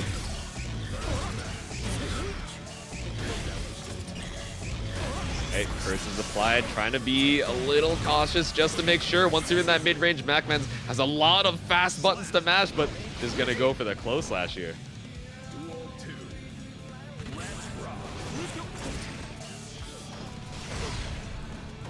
Had the reticle ready, but opting to just put the gun back. That deflect shield, not going to be enough. MacMens stuck up against the wall. Hard knockdown once again. Kreeg has to wait a little bit to build up the meter for the focus super. Yeah, and it's unfortunate there. Was able to get the clone set up. Good stuff here after the throw. Dude, the use of clone has been so incredibly strong from Kreeg at every stage of this. Seriously, this is like one to really worth going back to watch if you're having trouble using that move. BRC to try and catch out any greediness from Kreeg, but no, he's just keeping the steady aim onslaught on. MacMens does not want to try and bait the burst on it. He's just saving it for the next round. Anything he can do to get in.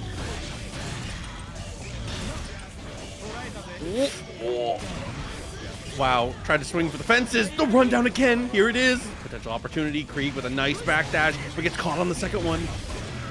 For the fences finally works. The full screen pull up, but with the clone right behind you, it's not enough. You got to get 2 quick hits on the screen, and it's not enough time to do it once he's throwing out the 2K. All right, set point for Kreeg.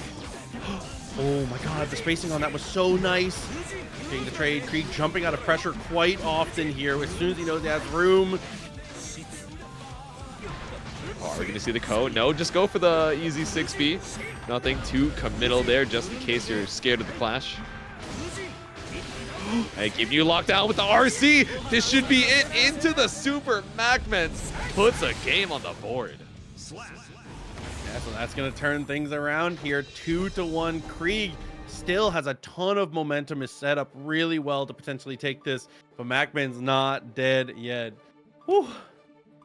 Put a game on the board. We could try and make it 2 in the next one. Anytime I see MacMens in TNS, it's versus Kreeg. Surprisingly, that is actually the first time I've heard someone call him that, and now it's going to be stuck in my brain for the rest of the set. I'm going to be like, MacMens has Kreeg up against the corner. It's just going to affect my brain like an illithid parasite. I can't believe it. Oh, dude.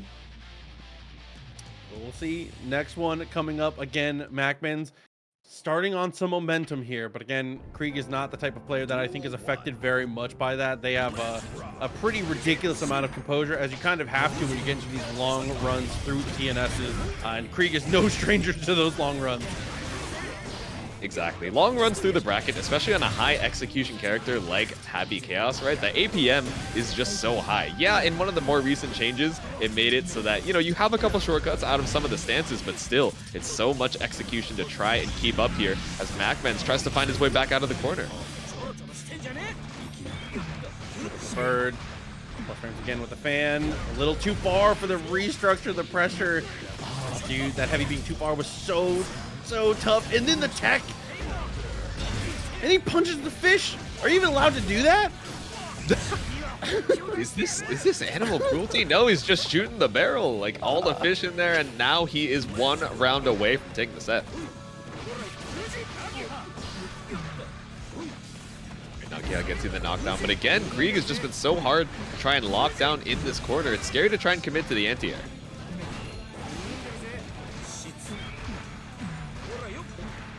Just had to commit to the close slash a couple times there. Does find the overhead. Is it enough? It definitely is. MacMens with a perfect in response. Around a piece. Kreeg threatening the set, though. This is big.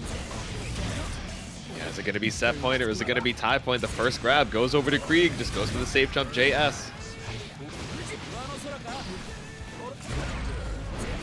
JS from the top rope, a big counter hit. It's not going to confirm into a lot, but it means that MacMens has to hold this pressure. Nice grab out of the 6S. But the Goldburst knew there was a gap, is able to get a huge amount of value out of that.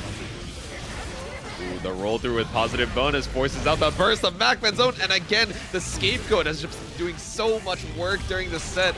Now again, the jackpot, the $1 million. And break the glass once again for the hard knockdown. Now you're guessing for game. MacMens, what are you going to do with the 50 meter? Bro, not again. Oh, MacMens tried to... Oh, okay, hold on. Not a good chance. The Here's a chance nonetheless. Tries to go for the jump, but can't quite get there. Ends up getting chipped, it looked like. But either way, Kreeg, dude, Kreeg's just like Kreeg's decision making on offense, their use of the clone. There's like so much upside. That is one of my favorite Happy Chaoses to watch. Maybe my favorite, to be honest. 48 set. We got Nubenheimer versus Kazam. So Nubenheimer, I imagine, is going to... You know, I was going to say he was going to go for the rush down, but that is not how I expected him to go about it. The start of the round, crazy stuff. Goes for the Wild Assault. Does control the pace of the match here as we go for the RC afterwards as well. Kazam not looking at good health after the double 6H. You guys are cooking me over there in the chat. I see Nago Colors Heat. Agree. I see LA Chargers Johnny. Agree, but I've never thought of it before. I love chat so much. I'm saying. All right. Oh, the misfinder. Yeah, holds down that space, but it's going to be a whiff. Nubenheimer's not going to be too greedy to make his way out of the corner until he explodes back out with the Fukio and the side swap. Oh my god. Counter from max distance. Ends up not comboing, but still is able to get pressure afterwards here. Good from Nubenheimer to go for the jump backwards there. Gives up some real estate, but avoids the potential pressure from the card, which is always good. Oh, the vault into the deal, but unfortunately it just puts you back into the corner. Nubenheimer with a counter hit. At first, waiting it out. The little 5K keeps you locked down. And I like that micro walk forward there after the Wild Assault. Knew you were going to be able to buy some amount of room. Close slash twice in a row. Keep him to the ground.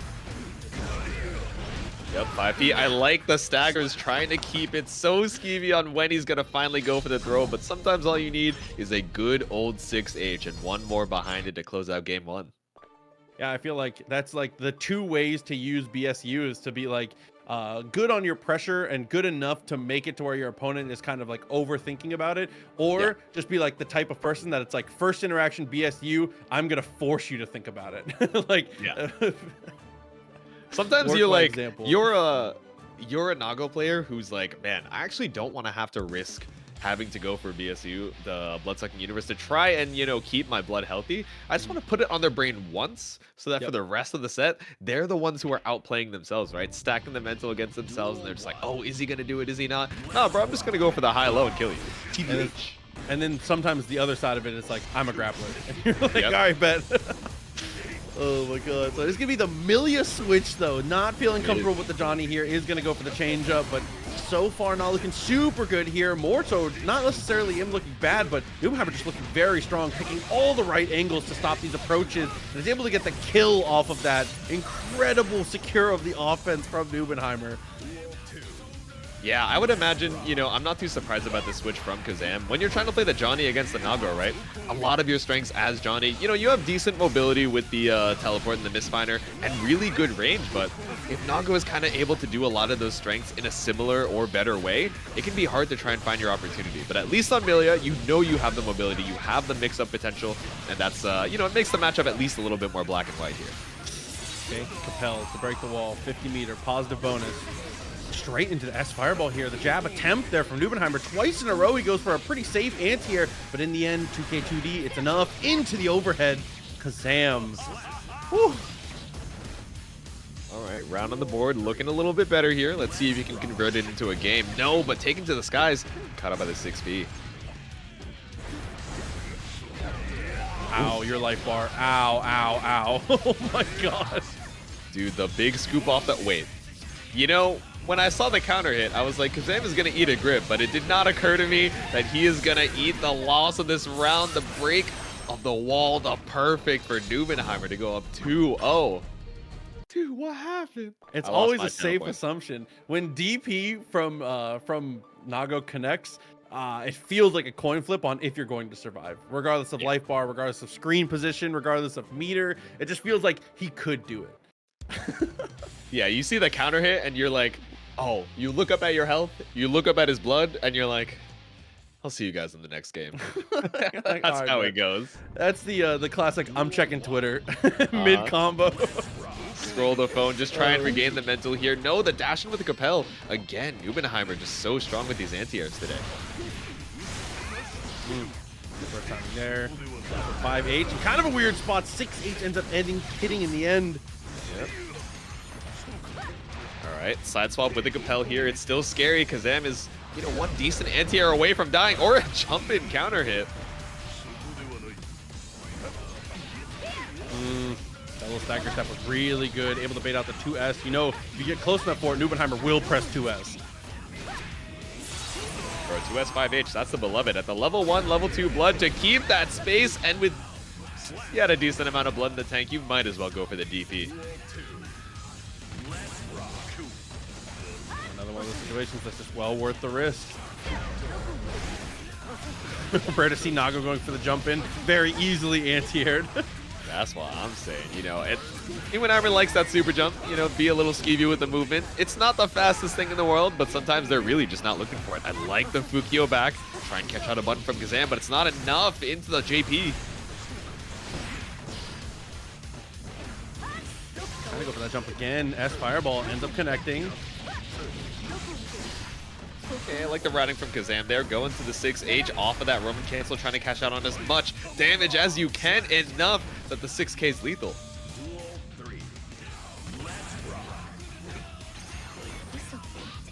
Oh man, had him on the heels too, was blocking, committed. The throw was a little too far though. Nubenheimer turns that around. The gold burst again is too far, but here's that throw to potentially equalize. Yeah, the disjoint avoids the positive bonus for Millia at least, but still, I don't know, man. It's looking rough for Kazam. One good hit, especially with the 50 meter behind it. Nubenheimer about to build up the burst too. Oh my god, trying to play those long range footsies here from Kazam. Not a bad idea, but unfortunately Nagoriyuki says, that's my element. What a reaction. Hair car from full screen gets swings for the fences, and it is going, gone. 3-0, Nubenheimer. Wow. Definitely a commanding set from Nubenheimer. Towards the end there, we saw the 6K into the far slash when I was like, oh, is that a setup? And then I realized, oh, maybe it was just misinput Fukio. I'm just telling you guys, sometimes not all tags are accurate. But speaking of tags, we're heading into another top 8 qualifier, RedDitto versus Luke, South Florida, SFL. Ooh, okay. Connection there, trying to get the reload. Max distance though, RedDitto, good call out. And like we were talking about before, that rock has really, it's found its home in her kit. She's so strong in it, whether it's resetting pressure or being able to get confirms like that. But Luke says, I don't really care about the rock, dog. Reload the gun, take the hit. Very nice pressure to be able to get that hard knockdown. Exactly. Who cares about RPS when your rock is fighting against gun?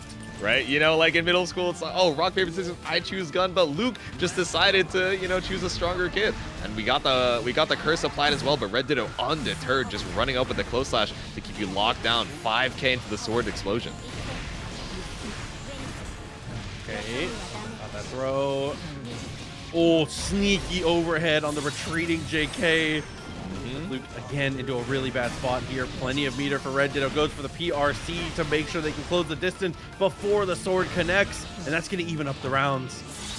I can go the distance. Didn't even want to go for the windshield wiper. Had to end it with the 5P. A little bit of mental damage and said, no. I'm not going to waste any time heading into round number 3. RedDitto just waiting for that burst to come back up.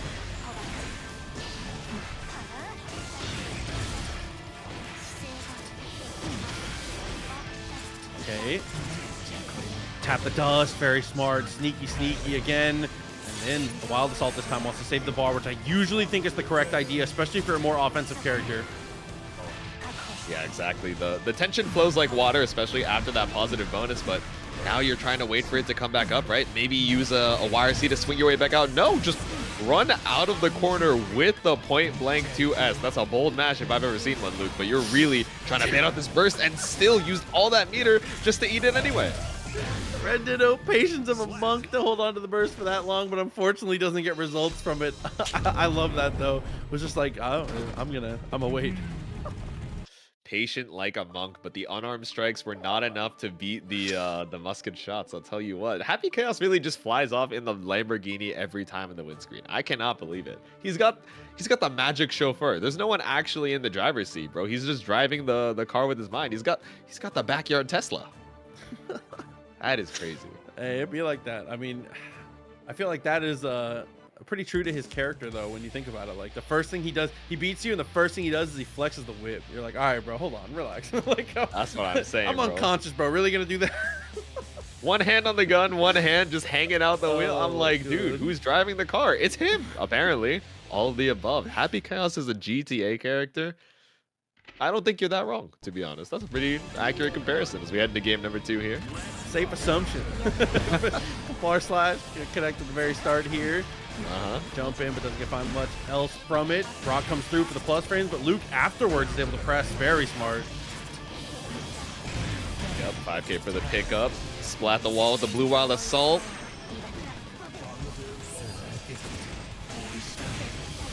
Dude, and that is just always such a messy situation. That RC slowdown to be able to set up for the fuzzy stuff is nearly unblockable. Pure guess at that point. Same situation again. Fakes the super.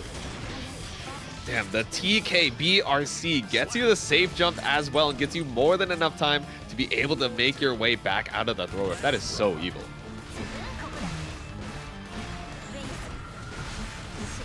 Trying to dash your way back out of the corner, still locked down by the swords. Nice, okay. Wild Assault, look at the life bar. Look at the amount of damage. Next hit will do it. Taps the dust. Should be enough as we get to the wall. Has plenty of meter. And the swords, yup, the laser so good for slicing through guts because it is a ton of small hits. It is not scaled as heavily by those late game guts. Yeah, exactly. When you're already doing that minimum damage, trust me, Calvados will still do a grip at the beginning. At the end of the combo does not matter. And Happy Chaos, not one of the more tanky characters in the cast. Definitely has the firepower, but as far as defense goes, not too strong. Oh, reset into the rock, into the windshield wiper. RC keeps the pressure going. Finally going for a throw reset here. Yeah, I like that reset of the pressure again with the rock too. Stealing so many turns so effectively. Windshield wiper doesn't kill though. Ooh, okay, but the check had plenty of time to react. That's really, really fortunate for RedDitto there that they hadn't committed to anything. So when you see that the BRC forward, you know you have time to be able to go for something to take priority. Yeah, that was really smart from RedDitto, right? Just the delay, not even holding the down back, just waiting, you know, the kind of standstill Hotashi tech. Because like you're saying, right, with the BRC, you have so much time to react. Oh, okay, are they swinging far slash? I'll do a reactive 6B. Are they just waiting on the ground or going for a high profile? Maybe I can 2D. But if they're not doing anything, it's scary, right? Now you want to take your turn and then you're getting counter poked. So super smart to not give that information. Luke, don't lose to a Ditto, at least lose to a blue Ditto, not a red one. You know, I don't know if the Pokemon matchups are gonna do Luke too much here, but I don't know. Let's see. I mean, they're rotating all of the RCs. They got the blue, the red, and the purple RC, so let's see if all the colors of the rainbows are gonna be able to combine here to get another game on the board. I think the blue Ditto is the shiny one. I think that was the...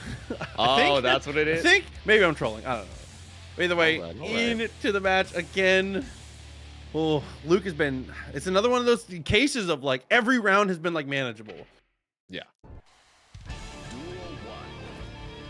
Let's see it. Tied up 1-1 right now. Let's see who can break the tie. The rock right behind you, looking for the plus frames and a huge counter hit.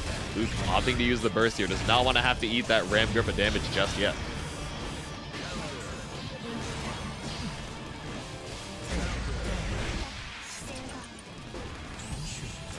Not through. Again, we're seeing that TK BRC to try and bait something out from RedDitto, but he is just holding on strong to the 50 meters. Says, all right, if you get a hit, it's all good.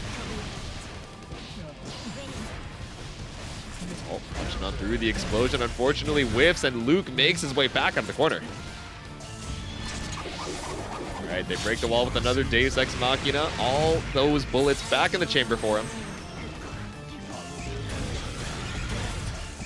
My God, and they're just holding on strong to the zoning. What are you supposed to do in this situation? I like the JP, the jump scare aerial, just to bait out that burst.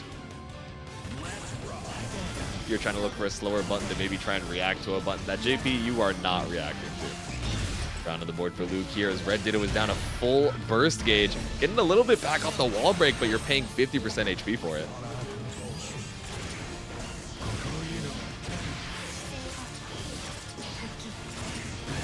Nice, I like the ID back JS. Oh no, trying to whiff your way through, but that 5D, unfortunately, not going to find its mark.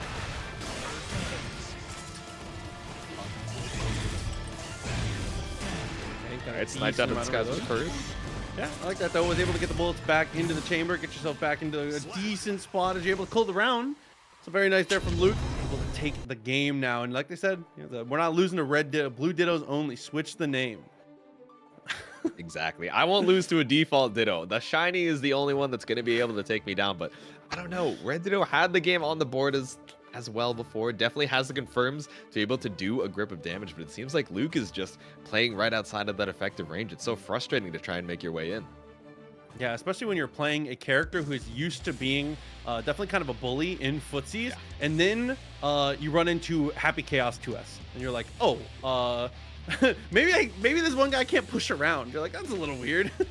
Exactly. You're used to being the bully on the playground, and all of a sudden, they push back. It's like, damn it, has he been bulking? His mom brought him with a protein shake instead of the Capri Sun. That is crazy as we head into game number 4. Burst super early there, especially with the Wild Assault in response from Red Ditto. So spending the whole burst for a half, definitely good to be able to... I was going to say get yourself back to neutral, but the rock changes everything. Man, coming up huge with the rock here. Not playing Will It Kill, but definitely winning on the RPS, and Luke down that 60% HP already. It's not getting better. Red Ditto keeps the pressure. Best super. Moto bottom. Jesus. Dude, what happened? Where did the HP go? When Red Ditto is able to run away with the round, it is incredibly quick. It's Stagger with the 2Ks, trying to keep you locked down. Wait for some meter to come back up, and 50 meter on the board. Are we going to use the Wild Assault, though? I think we are. Yeah, definitely the right decision. Has meter for the mix-up afterwards as well. Tap dust, absolutely. Rock for the reset. Another rock. How are you going to counter? No grass available. Just go for the Mortabano to tie it up. The double perfect 2-2. Dude, so going for that rock, had gone for close slash rock twice in a row. I think Luke had finally decided they're going to keep doing it until it doesn't work. I have to do something. Great adjustment in response. Just a nice little bait there from Red Ditto. Yeah, just waiting it out. It felt like Luke did not have the opportunity to play the video game during that one. Red Ditto is just so clean with the lines, so clean with the sequencing that, okay, if you're not guessing red at this very specific moment, I've built up enough meter to try and checkmate you and just keep you locked down in the corner.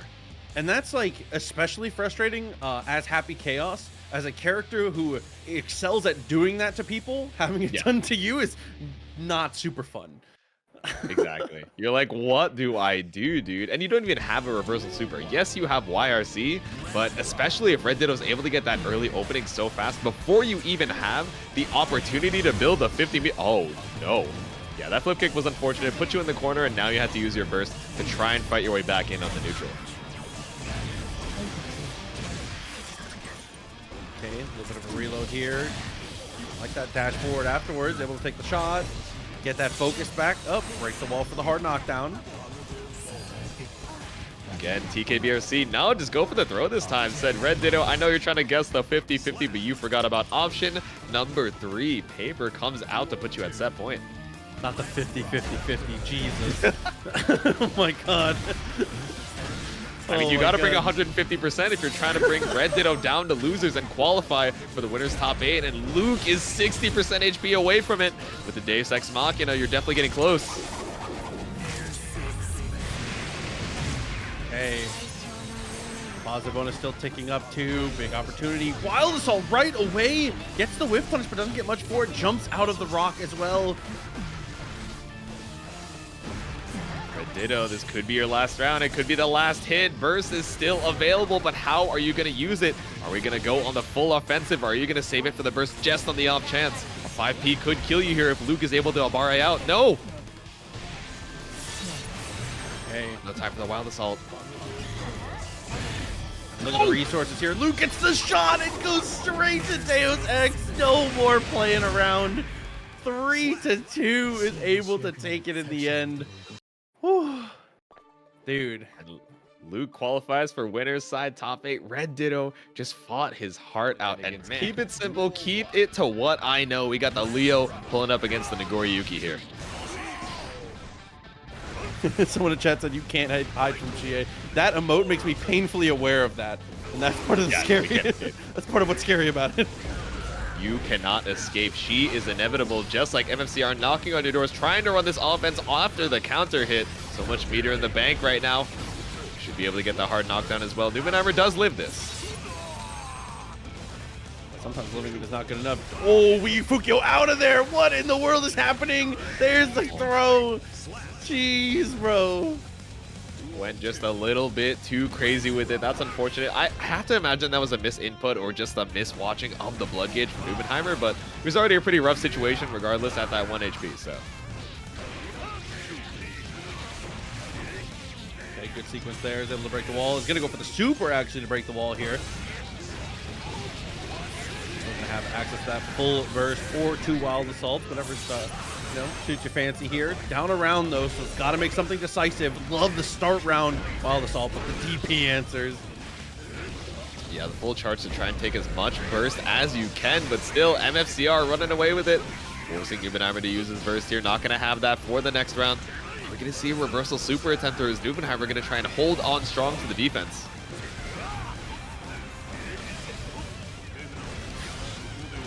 Ooh, that was slick. That was super slick. Swiping on through. End the round with a bite here as we tie ourselves up in game number 1.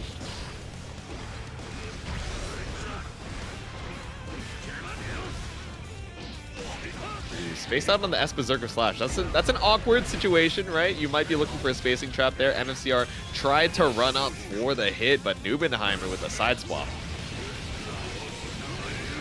Yeah, woke up with a throw in kind of a weird spot there. Unfortunately, gets a huge punish for it.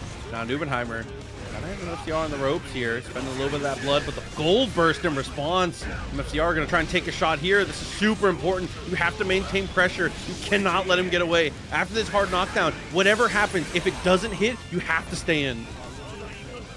Yeah, how are you going to try and keep that pressure? No, 5P to try and bait out the reversal. But unfortunately, MFCR tries to commit to the pressure right after, and NBNHMR knows you're pressing. Oh, no. The throw in. Didn't believe in the hit, though. Pull up for the DP. Oh, backdash gets hit. Burst comes through. Punishes with the Beyblade. Wow. Got some 90 chess going on in those last couple interactions. In the end, NBNHMR gets the better of it. Is he gonna burst bait? Is he not? Do I delay the burst or do I just go for it immediately? So many layers once you know. It's not so much about the pressure of the last hit, right? These players have been in these clutch situations so many times before. It's not emotion based anymore of, oh, I need to save my HP. It's actually playing the RPS of, okay, if I don't actually use my burst, are you just gonna drop your combo and hard commit? Or do I have to try and use it eventually? But game 2, let's see if it's gonna change anything. Yeah, it's hard to put a value on life, right? Obviously, it only matters when it's 0, which is makes the calculation so difficult. Yeah. It is another resource, right? You know, we talk about the tension, we talk about the burst, the bullets, and the focus if you have that too, but life as well is something that both you and your opponent are trying to leverage and, you know, try and read some habits based off of it, but gradually the blood is coming up to that level 2, not able to hold MFCR down in the corner. Oh, goes for the run through, cornered herself. Got to do something. 2K, 2D, potentially a nightmare situation as 2S connects. NBNHMR is going to snowball all of this off of one missed position from MFCR. One bad cross-up turns into the round. You're guessing for your life now. Potentially, this is the last interaction. Yep, NBNHMR's about to have the 50. I like the Fukio back and forward. You had all the time in the world with how slow the blood gauge goes up to go for the high-low. They call him the one shot for a reason, dude. That was one missed position. One missed position blows that round up, followed by NBNHMR winning footsies and immediately deleting 2/3 of the life bar. Big blunder. Sometimes that's all you need. Sometimes one back throw is all you need to open them up. MFCR, I know, is so confident in the mix. Holds on to the meter, but just going to go for the wild assault. Hard knockdown, and again, the positive bonus. That 5P into nothing was really smart, but the Beyblade, the jump scare. Jesus. The no look? Is that going to connect? Okay. No, that's so unfortunate, but it's all good. You recovered in time to strike, but no.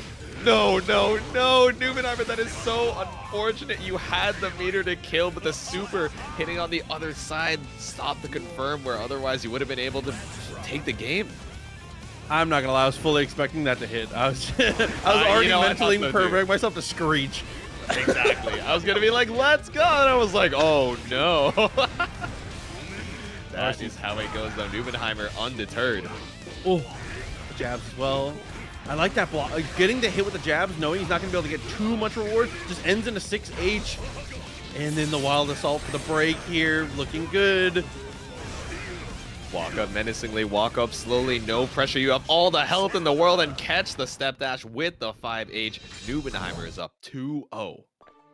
And that was a really nice 5H, specifically because I feel like that is exactly what MFCR was going to try and bait. A lot of the times you'll see players, especially when they have a high mobility character like that, you try to like waddle in and out of the exact range of some kind of committal normal from your opponent, and then you can go for some kind of burst option. For like a different game comparison, that's what you see people do against like Bison and old Street Fighters. You stand right at the tip of slide and take that one little step backwards just so you can get him to go for that slide. Trying to go for it, but unfortunately, you know, flies a little too close to the sun. Exactly, and at that low health, you know, it's not something you can come back from once you make that tiny little mistake. MFCR teabag him. No, that's a different dude. That was that was a different dude. That was not Miguel that we know and love. Somebody said this is divine punishment for the Meatloaf incident. What a callback! Holy Meatloaf incident, what a callback! Bro. I guess it makes sense that Finger Looking Good is still thinking about the food-based names, but Nubenheimer is just taking a chunk out of MFCR's health down to the 10 HP right now. No meter to his name, but that positive bonus is going to build up quite a bit real fast. That 2D is a big deal too. Finds the overhead. I would thought it was just going to be more pressure. Gets a wall break for it. Hard knockdown. Max meter. Careful for the wake up super though, but instead he just crosses up. Save. Yep. The plus frames off of this super, just tries to wait out for a reversal attempt, but no, these delayed meaties off of the plus frames from MFCR are constantly getting him opened up by Nubenheimer, just doing a delay option. Right, 2K the little leggy to try and bait something out here, but no, the back throw attempt goes punished with the counter hit for MFCR. Very smart, uses the pillar to break the wall. Good amount of damage, doesn't find a hard knockdown, but the reward is still huge. Gets the punish on the counter hit. Meter behind it. Ooh, nice. The little leggy 2K into the Beyblade. Nubenheimer gets so much corner carry off this into the safe jump too. No Double way, just blocking bro. the throw. Nothing personal, dude. Oh my god. Off of the 6K, he said, no, you're not going to get me with that 100% meter to your name, but no RC. Damn, the knock on the dome. MFCR. Oh, tried to burst bait it with the 2S. No burst available, and the Beyblade closes it out. Nubenheimer is moving on to winners finals 3-0 over MFCR. That was so gross. And I was talking about some of my favorite Happy Chaos players to watch earlier on. Aarondamac, another person on that list. We haven't gotten to see them play yet tonight, but this is going to be very exciting to get to watch as we tap the dust to come through early on from Luke. We kind of got the ketchup and mustard McDonald's skin going on. I'm not going to lie to you. Oh my god, not the Ronald McDonald. Hold on. I'm saying, bro. Sending Luke to the McDonald's Playhouse right now. Break the glass. No burst to your name, but you're going to get a decent amount back off the positive bonus anyway. Oh, but the roll, dude, just unreactable in a spot like that. Looking very, very strong. Able to find the throw afterwards. Goes for the jump in. Good defense, holding it together. Yeah, Luke, gotta be careful there. You have no focus available in the tank, so now Aarondamac just pulling up for the offense. Oh, it wasn't quite in the corner, so Aaron's able to go for a disgusting cross up there. Still alive, though. Yeah, 1 HP in a dream. Pulls up for the dash. BRC, the Yata takes the round. Oh my god, the jab, that works out? I thought Aaron was going to press something on the way down. Instead, Luke ends up finding offense for it. Yep, finding the plus frames off of the gun whip as well. The micro dash 2K stagger action.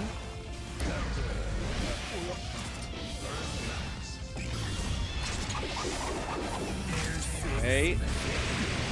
Yeah, I was going to say, wasn't quite confident enough to, you know, make the call on it, but it is going to kill.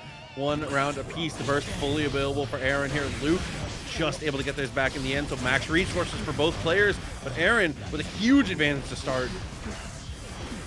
And jumping on in some more 2K stagger pressure of your own, just trying to wait for Luke to mash here, but no meter to your name as far as the focus goes. Has to wait it back out and opting to go for the wall slump.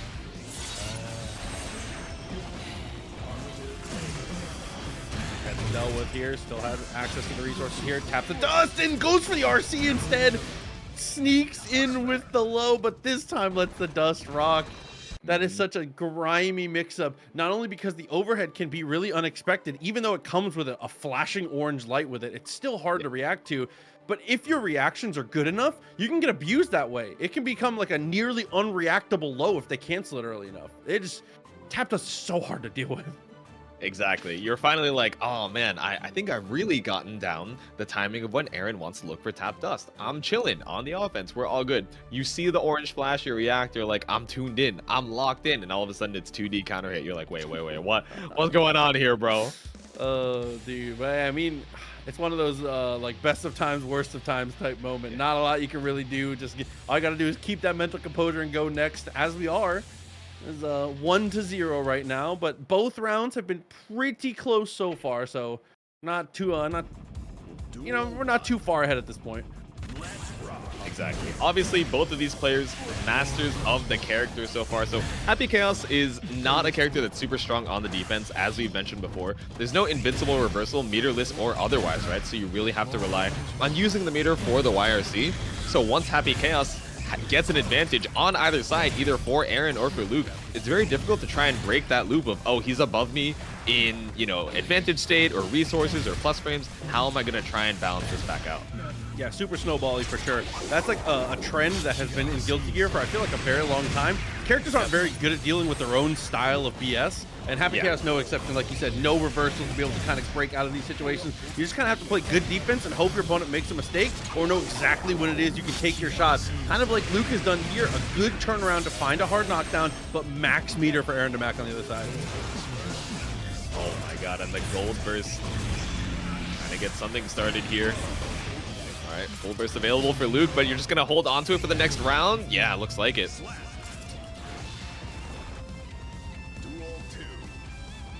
Things just not going to get easier as we go. It's a connection there, attempting the backdash. Catch from Luke. Yep, hard knockdown with the Wild Assault. Not a ton of damage, but definitely strong in the advantage state right now. What are you going to make out of the meter? We were seeing a lot of TK BRC from Luke earlier, but definitely not seeing a lot of it now.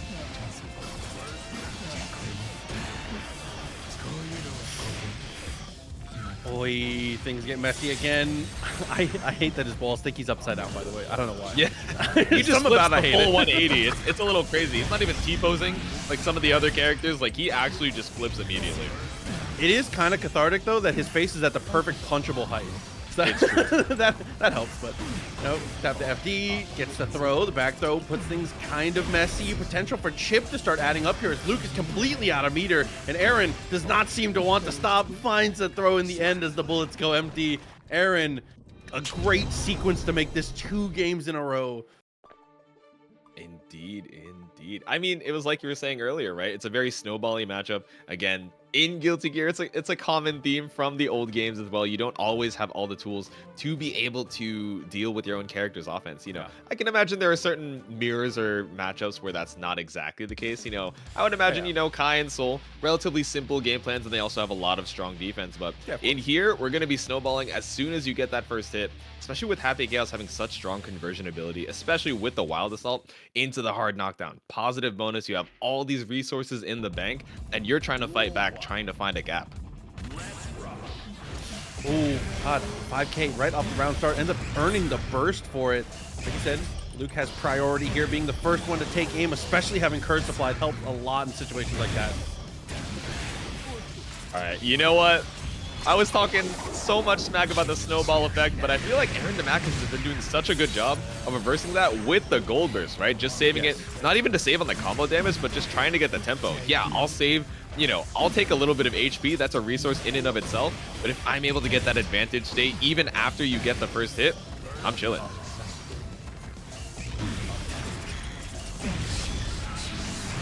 Okay, super focus activated. Aarondamac just chills through all of it. Just walk, literally the entirety of the install just held backwards. It was not threatened in the slightest. I like that. Patience is key. And now that it's kind of run out and the resources are relatively even, starts to hold forward, gets a little more aggressive, able to find the touch because of it. Dude, the different tempos that Aaron selects and the timings of which they play them are so strong in that game. Oh, the double curse into the shot. Aaron didn't believe in the quick draw right after. Didn't want to have to leave it up to Fate, so just holding on. The defense is just so strong. That situation here where Aaron out of focus, but tries to get a little more aggressive. Luke gets a punish on the overextension. Oh no, it's too tall.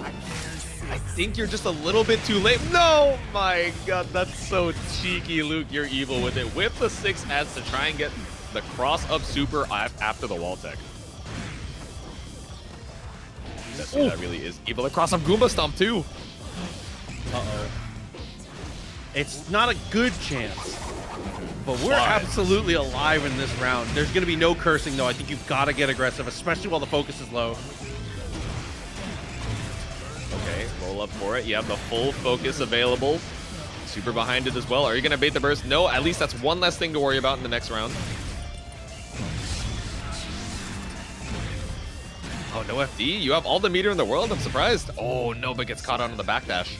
Yeah, I'm glad you pointed it out. In a round that should have been lost, being able to get the burst at the end of that is huge, especially when not spending your own. Aaron ends up spending the burst to equalize here. Oh, the quick draw shooters. Aaron shot first. Now, oh no, but he didn't quite have enough resources to get the metered wall break. Still all good. Positive bonus available. Throw the curse and catch the approach after with the 2K. Oh my God, 100 meters, you know, casual. The double super wall break, and now you're gonna get even more meter to your name. This is so, I mean, you gotta leverage the gold burst, right? What are you gonna do against positive bonus? You're going to get your own with the advantage as well of sending them to the full screen, starting your offense, and just running up on them. Ooh, that reload. Maybe thought it was gonna try and get the pressure afterwards, but still okay. Stuck to the wall. Now, hey, can you make it a game 4? Wow, safe and solid there from Luke. Goes for the BRC and gets the slowdown and goes with a very, like, kind of slow, almost like timid would be a word I'd pick when it comes to the mix up there, but it ends up working. Sometimes long block strings are good enough. People will just stop blocking. Exactly. And you leave these tiny micro delays, right? You think they're going to go for the throw. You put the stagger, just make them a little more uncomfy. And especially as you have that 50 meter behind it, it's like, oh, a throw will actually kill me because they're able to confirm off it, right? So I have to try and twitch, try and take my opportunity if they're going to be a little greedy with it. So Luke puts a game on the board, but throughout this set, Aaron has just seemed so strong and commanding in the driver's seat. But I don't know, now that we're seeing some reversal gold burst coming out on both sides, I feel like the momentum is not quite as set in place as it was earlier in the set. No, definitely agreed. As we, like you said, back to it again. See if the McDonald's colored happy chaos could be the one to close this one out. Hold up. Ever since someone mentioned it, I don't know, it's stuck in the brain, but stuck in the curse state right now, getting opened up by the low. Luke, oh yeah, you still have the burst, but still, you'd be down to, oh, okay, no, this goes through the super, yep. Okay, he's able to backdash the shot, runs out of focus though. Opportunity for Luke here, stops the attempt at the ID. The dude goes for the back turn, but it doesn't matter, still able to maintain aim because of the curse. Here's the super. Luke, a great sequence. Yeah, that is a very lucky point for the cross-up in the combo, because, you know, you're just waiting for the gun to get the reticle, right? You have all the time in the world to react to the side swap, and thankfully Luke does not drop it, but does get opened up on the tap dust.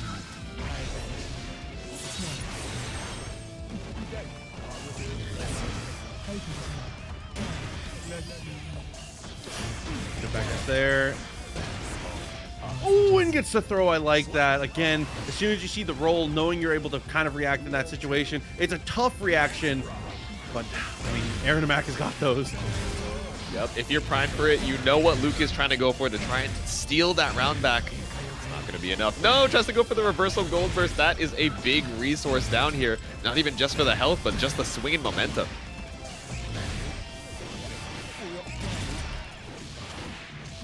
Okay. Deus Ex, it's not going to break the wall. I believe we're too far. My depth perception is unimaginably bad. Check the glasses. You got to stop by the Arxis store. We got the 50 meter in the bank. burst comes up just in time, but Luke is fighting an uphill battle right now. Look into the skies, opened up on the ankles. Aarondamac takes it 3-1. Unfortunately, looking to the skies is not going to do enough when the guy got the thing drawn. Way to work for Aaron, and for the fact that I just think that his Millia is better than his Johnny. It's definitely unsurprising, but you know, a boy can dream. 2K2D trades though, and we find our first knockdown already here for Rat. Tries to bait out the burst with the dash forward, but gets a lot of corner carry off of it, right? Yeah, we were stuck at the full screen, but that is not too bad when your back was already to the wall.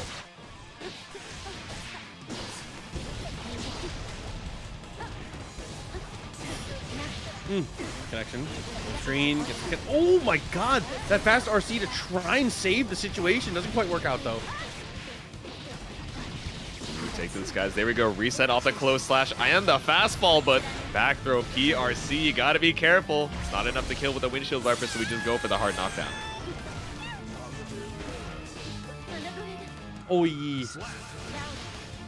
So able to finish though. RedDitto looking strong here. The first round closed out. Yeah, take it with the 2K. You gotta be afraid of the little leggy. No, just jumping right over that far slash.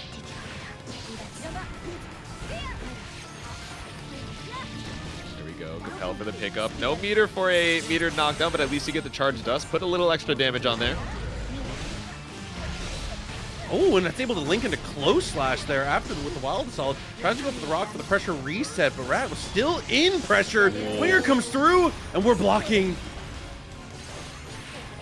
Pray at night, stalk at night, Rat emoji. I mean, that's what Rat, they got the hunter mentality going on right now. The Septum voice is just slicing through.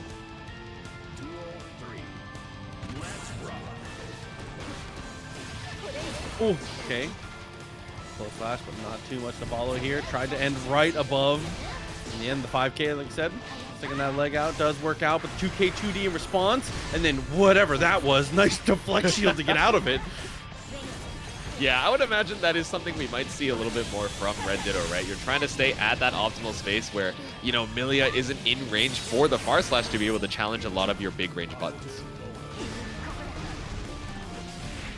Oh, tries to run for the 5K, but no, Rat just takes to the skies with the compel.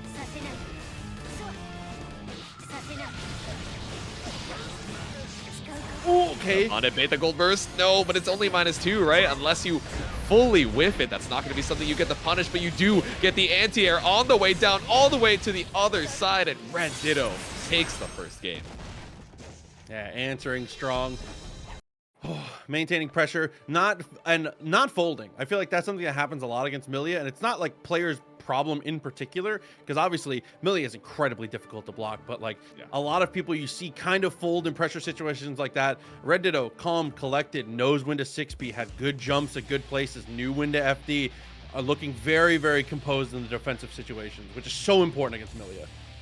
Exactly. I see, you know, chat calling it out as well. Damn, that was all just game one. And it's that patience, that strength in the defensive situations, right? They're not immediately looking for the first opportunity to get out. They're trying to show each other, yes, I'm comfortable holding on to the defense. And I'm comfortable thinking I'm planned for the 4 months prime. Thanks so much for the support.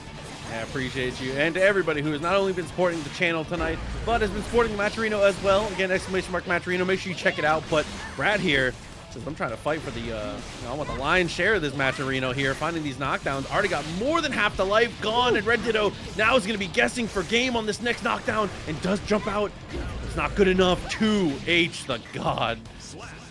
And frame trap 2H. Not really something we see a big counter hit off of very often, but hey, when you've got them conditioned, trying to go for a lot of these resets, sometimes all you got to do is link it to that heavy. Oh, again? Oh, but the blue wild assault's just a little bit too slow. All good. The Septum Voices breaks the wall with a disc. Okay. Oh, yeah, and the RC at the end after the bad moon, but we're able to go for the burst there. Another one of those situations where it's not a great opportunity, but all of a sudden, it's looking a lot more great than it did. Gets the sword off, and the pressure's on in the corner.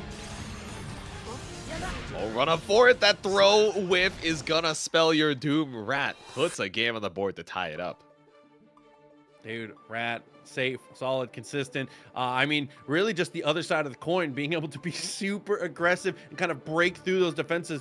Even when the right choices are being made, you could potentially still brute force it if you've got the right angle for it. Yes. Yeah, exactly. Just being so skeevy, taking to the skies, being so frustrating for RedDitto to try and anti-air, even on the way back down. Yes, sometimes you can catch a stray, you know, JH, but especially if you're getting carried all the way to the corner with that Capel, it'd be so frustrating. Oh my god, 5K into the 5K. Nice response. And look for the burst, it gets blocked. RedDitto. And I was going to say that's an unfortunate side switch, but it also avoids breaking the wall too early, right? Maybe you get the hard knockdown, but at least you're able to cash out on so much damage here. Dude, awareness on 10 for that whole sequence. Rat able to get the knockdown though. Goes for the double dash. Capel at the end. 6P like I was talking about. So good at picking when to use those anti-airs against Millia, who's so good at putting you in spots where even though it seems like a very basic anti-air, it's just uncomfortable to press. I know, it's scary. You don't want to be whipping against Millia, right? Even if she's not doing a ton of damage off of the counter hit, all of a sudden, you know, get caught up by that 2K, 2D, get caught out on the other side. Now you have to use your burst. You're vying for position once again.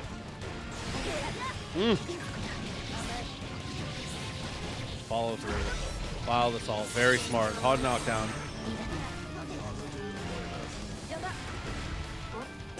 Up on it. Oh, baited with the 6H. Tried to go for the back throw, but RedDitto gets caught out. The counter hit into the perfect.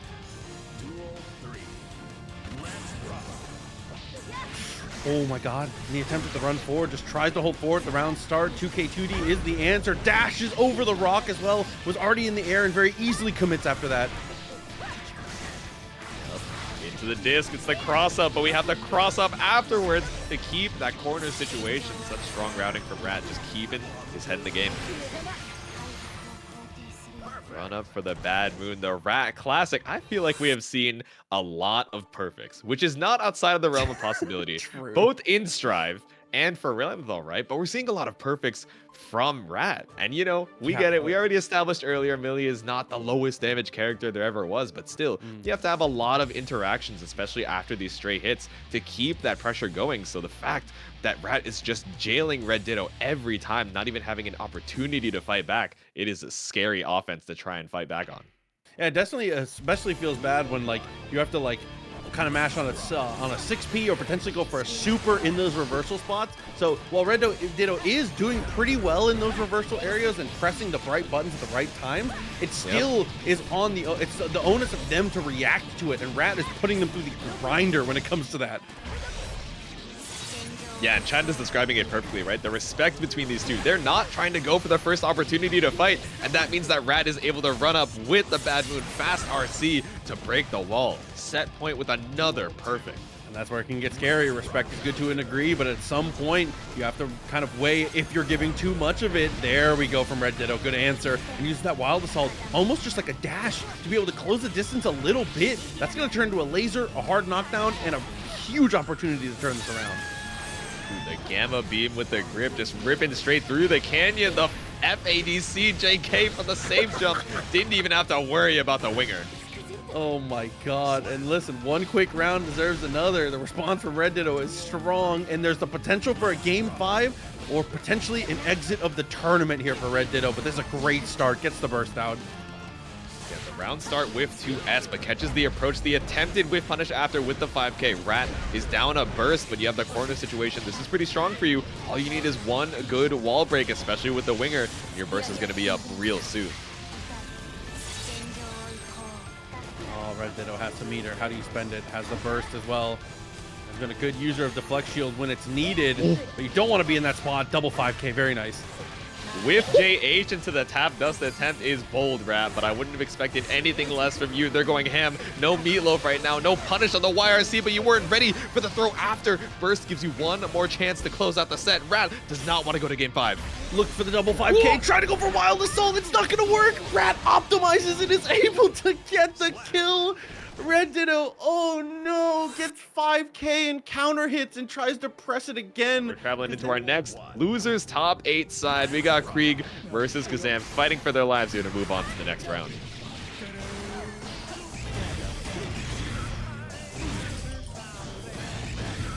Shots keeping it locked down here. Kazam did not even want to try the Testament, didn't want to try the Johnny. Knows that they need all the mobility possible to make their way in on Kreeg's Happy Chaos.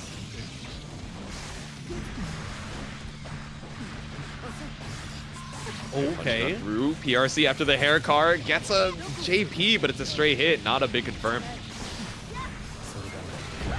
Wow, jumps over the YRC.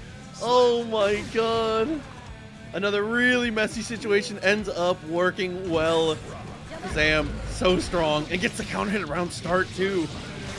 Yo, Kazam, you're kind of crazy for that. I'm not going to lie to you. You run up round start into 6H. I mean, if you want to go for the hard call out on the backdash burst or the backdash, you know, steady aim, I agree, but I wouldn't have thought of it, especially against Kreeg. And now, back is to the wall, hard knockdown with a positive bonus. Okay, 2S. Step back afterwards. Applied. I love that super. I love when Millia's used that. It's pretty similar to how people started to use Kai's Fireball super at one point. It's just a good interrupt at ranges like that.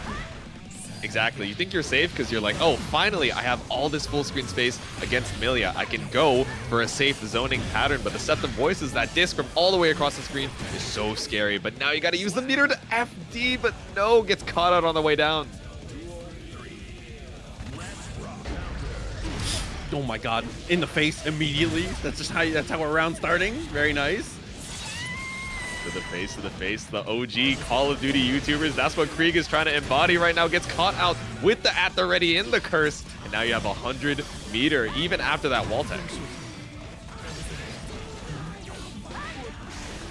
Knockdown again, heavy disc, finds the low, keep it rolling. The double air dash for the double overhead.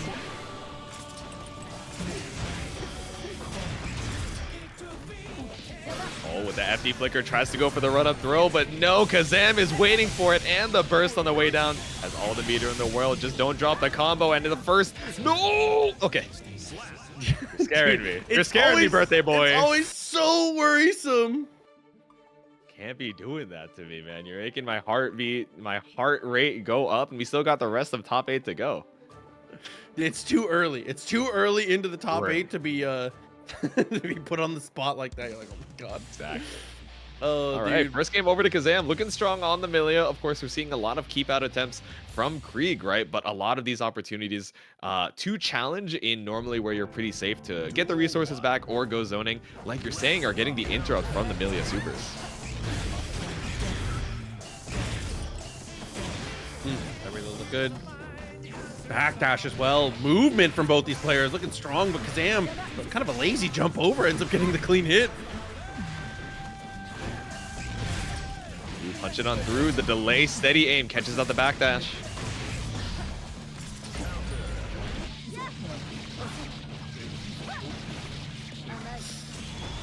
Okay, winger comes through. It is going to break the wall, put you into a really good spot. Oh, again, run up with the 6H, catch out the backdash into a button, and now Winger is going to break that glass.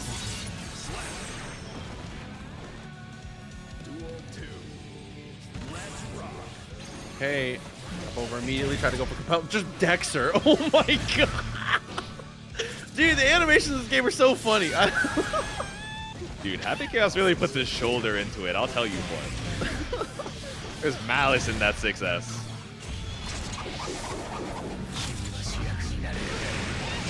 Jackpot here. It's not quite going to be enough to kill, even with the Millia health. It's scaled towards the end of the combo, but Kreeg pretty much has the checkmate situation. You get caught out on the dash up. Yep. Zan said, let's not belabor the point. I get it. At least save a little bit of that burst in the tank here. All right, and a huge counter hit close slash taken to the sky. Oh, no, wasn't close enough. Oh, but it doesn't matter. Anti-air with the close slash here. Knockdown comes through. Heavy disc. 6K. We are dropping axe kicks all over the place, upside down to take the winger. And he's dead. Oh my god, the perfect in response. Dude, Kazam. Composure incarnate to come back on that one.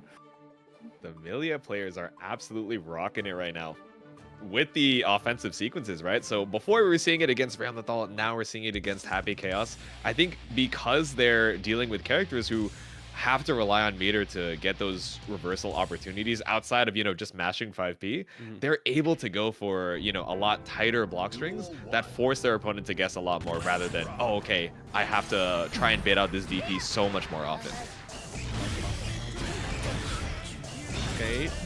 Fireball can't do anything much. Got to poke with the 2S.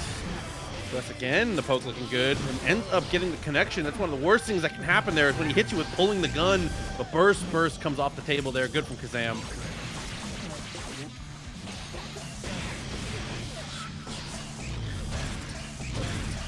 Alright, the shot's keeping you at bay, has the full focus available. Kreeg does not want to, try and go too crazy. I feel like they've been trying to swing and catch out Kazam with a lot of these counter hits, but Kazam has just been playing so triple backdash is crazy.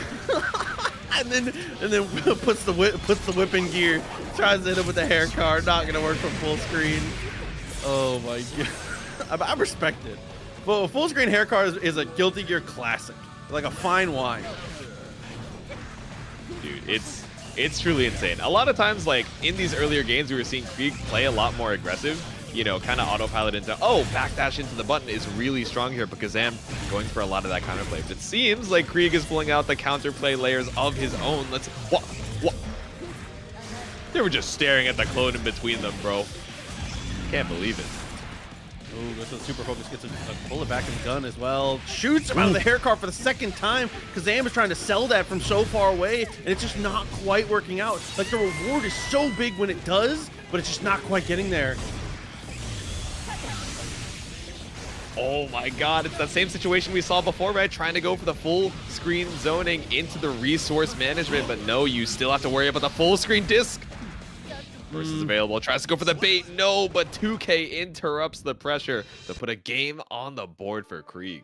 That's a tough one because I don't mind the reset drop there because Millia is pretty naturally going to bait burst in that spot anyways. Close slash is a place that the only thing I don't like about it is that close slash I feel like is a place where people are generally not going to burst anyways. So if you're going to go for something that's tricky in that spot, then it probably needs to be off of something else. But I mean, if it was just a pure reset, then what am I talking about? Who knows? hard to judge too much on that one. Exactly. When Kazam is going as fast as he can, our eyes can only keep up. And I'm sure it's the same for Kreeg, right? He's been playing so many games just to make his way up here. And now he has to, muster up the mental fortitude to keep it up against Kazam. No burst on either side, but that trade so much in Kreeg's favor. Oh my god, and was able to get the side swap in as well. Said throw his shoulder into it. This time he moves the shoulder backwards to push her all the way to the wall. Yep. Does a grip as well. The little yelp on the way down too.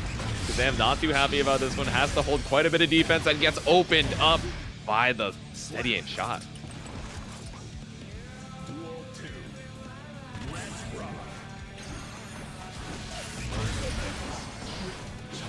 Okay. The double jump to try and get over. Capel actually connects. Turns a kind of an errant Capel hit into a full confirm into the heavy disc, but nice blocking from Kreeg and a better press. Yeah, Kreeg is just running away with it now. It seems like Kazam is having a hard time adapting to the adaptations. Again, gets caught up on the run-up. Kreeg's not going to let it go, but he is going to tie it up after this Deus Ex Machina 2-2. A strong way to answer. Keep yourself in it. This is stressful. I feel like I don't know. To lose that momentum, right? Being 2-0, so up ahead, and also a decent amount of perfects on the board as well. I can imagine this feels really rough for Kazam. You were just running away with the game so much, and now it seems like Kreeg has had the download. Yeah, and that can be especially tough when you're playing a character that already is like pretty tough to pilot, not only from the perspective of how many decisions you're having to actively make, because decision fatigue is a really serious thing that can get to you when you're playing these games, but execution wise, I feel like you have to be right so many times with Millia, and Happy Chaos makes it so hard to feel like the times that you were right were like worth it, you know what I mean? Exactly, yeah. You don't have the greatest defense in the game, but when you're right, when you're able to get a well-placed backdash or a 5P to interrupt something, now you're cashing out on so much damage with all the corner carry, all the hard knockdown in the world, and Kazam only has 50 meter to his name to try and make his way back in. Ooh. We go right through, but the H disc down for the Oki. There we go. Kazam, are you going to route into the Wild Assault to strip the burst? No, just save it for the next round. Yeah, H disc nothing is definitely a very smart way to try and structure yourself at that point there, especially if you think your opponent's going to keep trying to be aggressive with punishing with 2K 2D. Happy Chaos is not an easy character to hit any of these normals on. No, not at all. All right, the curse is applied. Kazam is just trying to wait it out with the dash box while not being too risky, but getting caught out by a steady aim like before. No focus available. Used it for the scapegoat, but actually just waiting out on the focus. Again, Kreeg keeps the space control while also being able to recover that focus. Ooh, okay. And it ends up working out in the corner. It couldn't have been better. Oh my god. We take those. Set point for Kazam off of the next mix. Gets opened up by the low. If you break the wall, this is going to be it. Charge the dust to take it. And Kazam moves on to losers top 6, 3-2. Absolutely, and I can say with conviction, it's rare to get to say Kreeg out at 7th. That is oh, it's crazy to think previous versions of this felt like a horrible matchup for Millia. I'm not quite sure how it feels at this point though. Looks like a little bit of a false start there from from whoever, but in the end things work out. MFCR finds the jab, is able to find the knockdown 4, but misses the dribble combo, so misses out on a decent amount of damage.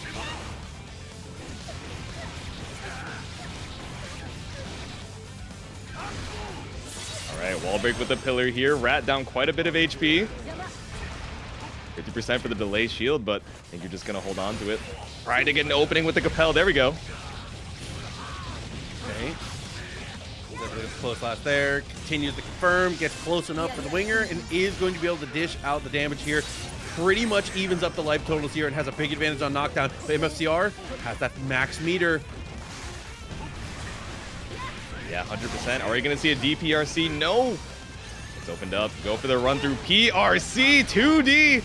Should be more than enough to kill here as long as they're able to wall splat there. Oh, no. And look at the meter. Oh, PRC's forward. Bad mood from so far. That was actually Tipper bad mood. I can't believe that reach. That is evil, bro. Oh, wow. And then it turns into this straight afterwards here. Spends the Wild Assault to get to the wall. Spends the second half to get the wall break. Half your life off the table.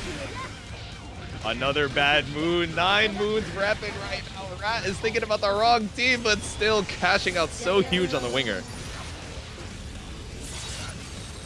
All right, MFCR. Big decision to make here. Doesn't have the burst. Does have some meter. Gets a back dash off. Tries to go for a second. But S-Disc pretty perfectly catches it, but the missile drop kick 2D. So much distance gain, so much HP to work through though. MFCR, one well-placed mash from Rat should be able to close it out. The S-Disc just putting the hitbox on the screen, but 6B is gonna go right through. Oh, YRC deserves another. MFCR turns into a clean hit, turns into a Wild Assault, and the axe kick to break the wall. And, dude, this is game 1. I'm out of breath. Didn't even, we're only in round number 3 here, but that's already a heartbreaker from Rap, right? It was such a close one-touch situation, but MFCR clutches it out. Still, got to keep your head in the game here. Another bad moon lands. Unironically, all the best sets tonight have been Millia players. What is happening? I'm saying, bro, they're coming out to represent on this fine Monday night, keeping the heart rate going. 11:16 p.m. Eastern Standard Time, but we are still woke over here at Tampa Never Sleeps. Another wall break off Deceptive Voices. Okay, got the cross up. That trade goes through. Trades happily in favor of Rat at this point. Still blocking. Was maybe thinking about something there. I was thinking maybe a YRC was coming, but he bursts instead of spending the meter. Wants to have the options on offense. I like that. I'll bring you all the way over to the other side. Yup, I love the double dash through just to keep that corner positioning so locked down. Oh. He tried for Tipper Bad Moon again. Oh my god. That's so obnoxious. It's he just hits with like it feels like it's like the smoke cloud from her hitting the ground is what's connecting. It's so evil, bro. Like, honestly, we think about Bad Moon as like, oh, okay, when you have meter, that is when you enable your 50-50s after you walk up into your close slash, and then perhaps you can go low with the 2S. He's like, nah, bro. This is a poke. This is a normal Dude. as far as I'm concerned, and I'm trying to space it out so that I can be annoying as possible with the standing overhead. He's trying to low crush with it. Like, I'm saying, bro. like, oh my god. Run up throw right off the start. Gets the heavy disc. Good blocking from MFCR, but can't block forever, unfortunately. Yeah, at least the burst puts you into the corner. Have the back turn, but now your back's to the wall. Gets grabbed, trying to side swap.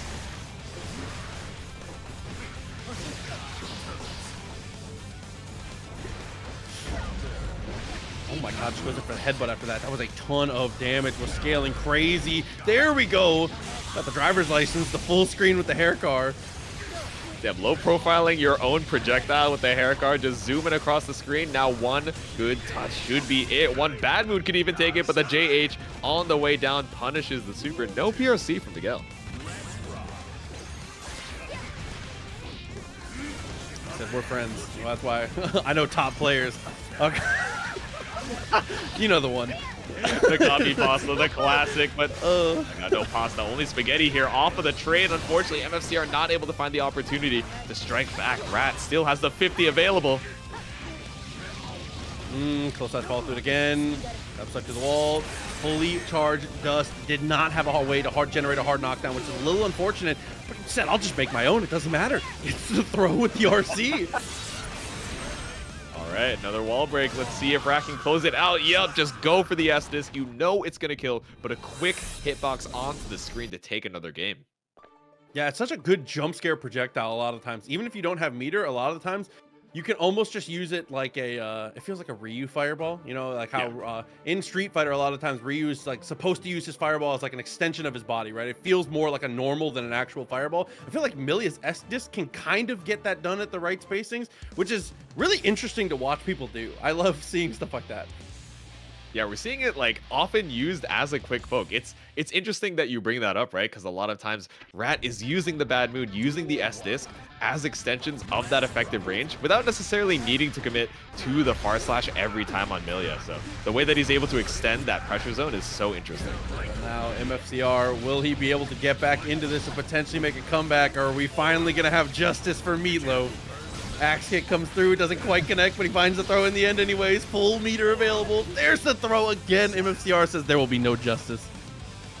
Dude, there's no more chips left in the bracket, so MFCR is taking out the rage on Rat right now. No burst to his name, but a strong first round. Caught out on the dome with the IADJH. Again, another bad mood. Catches you out, but it's all good. We got SDP to reset the situation. Dude, I love the DP, and then just kind of staggers backwards into the 2K. Nice distance on that one. Run through, easy block. But the punish missed spaces a little bit, or maybe hesitated. Oh, tried to go for the Capel, but actually the dash forward from MSCR just completely avoided it. But no, it's not going to avoid the Capel, JP.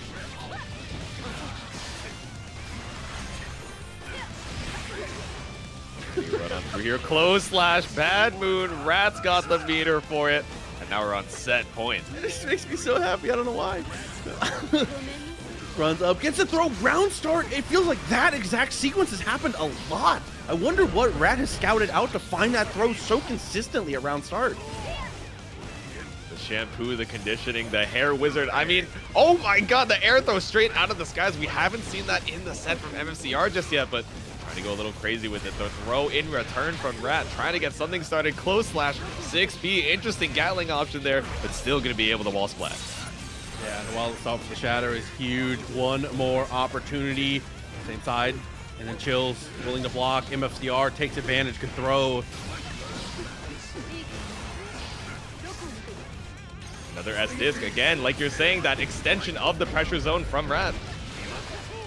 Ooh, but this time kind of bites him in the butt a little bit here. Into the OTG super. An easy cleanup from there. Whew, MFCR said not dead yet. 2-1. Oh. Still living one game to his name, and he's trying to make it 2 to tie it up for a game number 5. MFCR, man, he's holding on. You're not going to be able to get him out of bracket just that easy.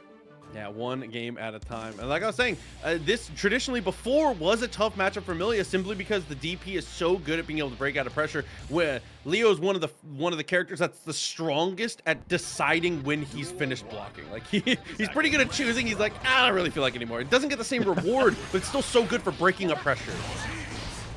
Yeah, break up the pressure and put it on your opponent's mental stack during their own offense, right? We've been seeing a lot of Millia games where they don't have to deal with that meterless DP against Happy Chaos, against Ramlethal, right? Now that MFCR has that SDP available to keep it on Rat's brain, I was gonna say it hurts the mental stack, but clearly Rat is just running away with it regardless, not afraid.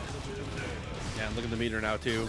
Plenty of opportunity for mix up here. Clean connection, max distance. Oh, really? Okay. Run up for the winger, that's how you feel? Hey, I mean, it's a good feeling. Ends up with set point once again, but we've seen MFCR battle out of these types of situations before once already this set, and there's the air throw, a statement. Again, another scoop out of the sky. No opened up on the back turn. H, the double dash forward into the Capel brings us all the way back to the corner. MFCR tried to be skeevy with the movement, but no, it's not enough. Rat is chasing you down. And again, as Disc looks so good. It's so quick at that range, and it looks like it might be enough. If it's still alive, it's a pixel. Oh, just barely alive. A pixel, but full resources. Otherwise, you got the full burst. When are you going to cancel the super? Jail into the back turn stance. Take away that burst. And now the YRC gives Rat just one opportunity. The pull up for throw. And 3-1 sends MFCR out of the bracket. Yeah, one opportunity is good enough when your opponent is at that low of life. A great call out, a great read. Against Luke. So, you know, sometimes you got to pull out the high mobility, high mix champion. Heavy disc. Oh, and gets the cross up back in, so is able to find the full connection. And looks up for the reset there after the close slash.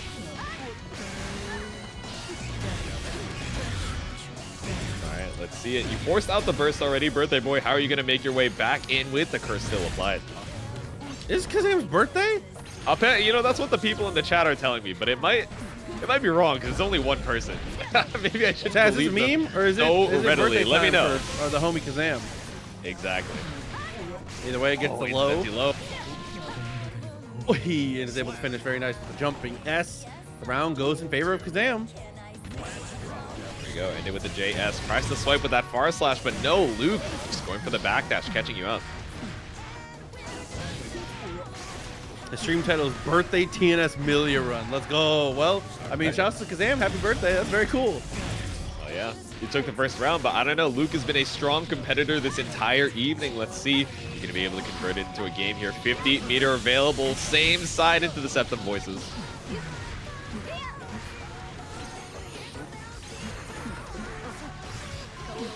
JK to keep you locked down. Just jailed in the corner. Tries to bait the burst.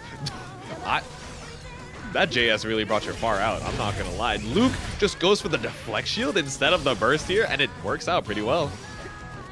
Ooh. Tap the jab. Couldn't get there though. Takes aim. Full reload. Very strong.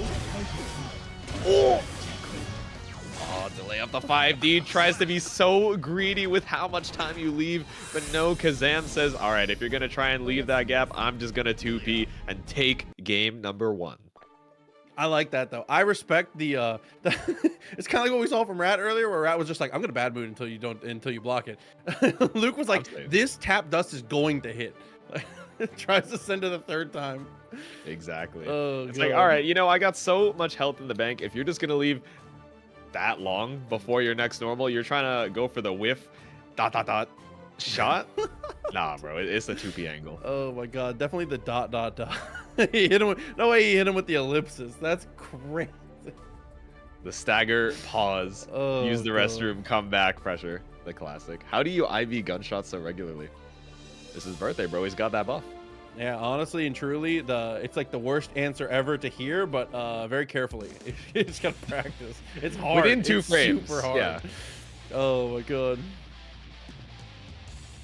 That's Alrighty, one of the most heading into impressive game things number to 2. do.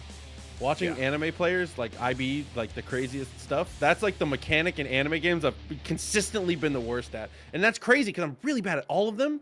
So it's like for there to be one standout one I'm bad at. This one in particular really, you know, it just really gets me. But I don't know, it seems like Kazam is quite the master of it, I say, as they get opened up by 2K2D. But next time they get to block, watch this. All right, never mind. Next time. JP, that's my favorite block string, the 5 JPs.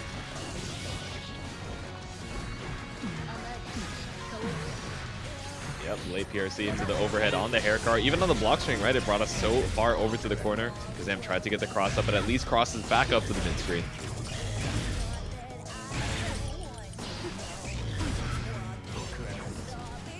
No focus, but Luke, I don't know, taking a page out of Kreeg's book, right? Says, all right, if I'm at full screen and I'm out of focus, I don't have to waste the meter to immediately go into the focus super. I can just put up a scapegoat and not have to worry about it. Now you have meter for the YRC, and then as soon as that tension pulse is out, you have another 50 in the bank. Yeah, the clone able to take the hit, able to take the follow-up shot afterwards. Good from Luke. A good way to kind of rebalance the scales here. Try and get yourself back into this here. You cannot let Kazam get too far ahead. Oh, man, but that counter hit close slash nice. Beautiful side correction as well.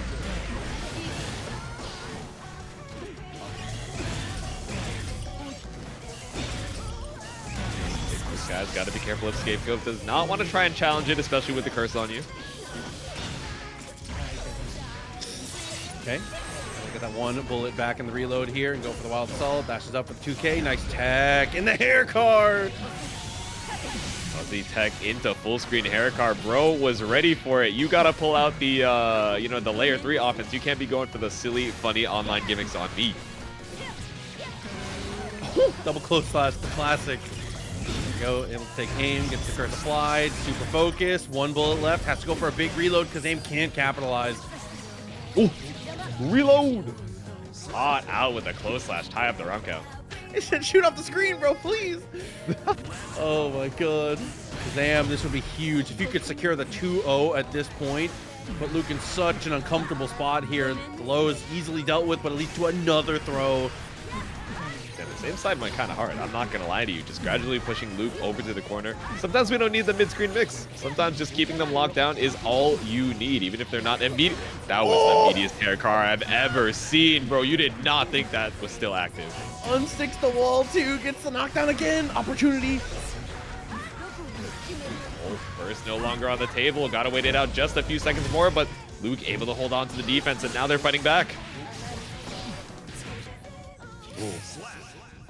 Damn, 2S puts it down in the end. I like that you mentioned that, though, because I'm going for a lot of same side mixes. It's worth it to get the corner push. It makes it to where Luke either has to fight from the corner or make a big decision to try and get out of the corner. And when Happy Chaos is in the air and trying to make decisions like that, Millia is so good with that fast run speed and that super deadly close slash at kind of stifling those types of decisions. The more you can force Luke into making those choices, it's so strong. Yeah, exactly. Like when you're in the mid-screen, maybe you can guess correctly a few times on the defense, and then because you're mid-screen, right, the corner carry on a Happy Chaos combo is generally going to be able to wall break, especially with the super. If your back is to the wall, you really have to optimize super hard for getting that coast-to-coast conversion, which might mean that afterwards, you know, after the wall break, you're not looking too hot on resources because you have to commit to that one corner carry. So game number 3, let's see if Kazam can close out the set.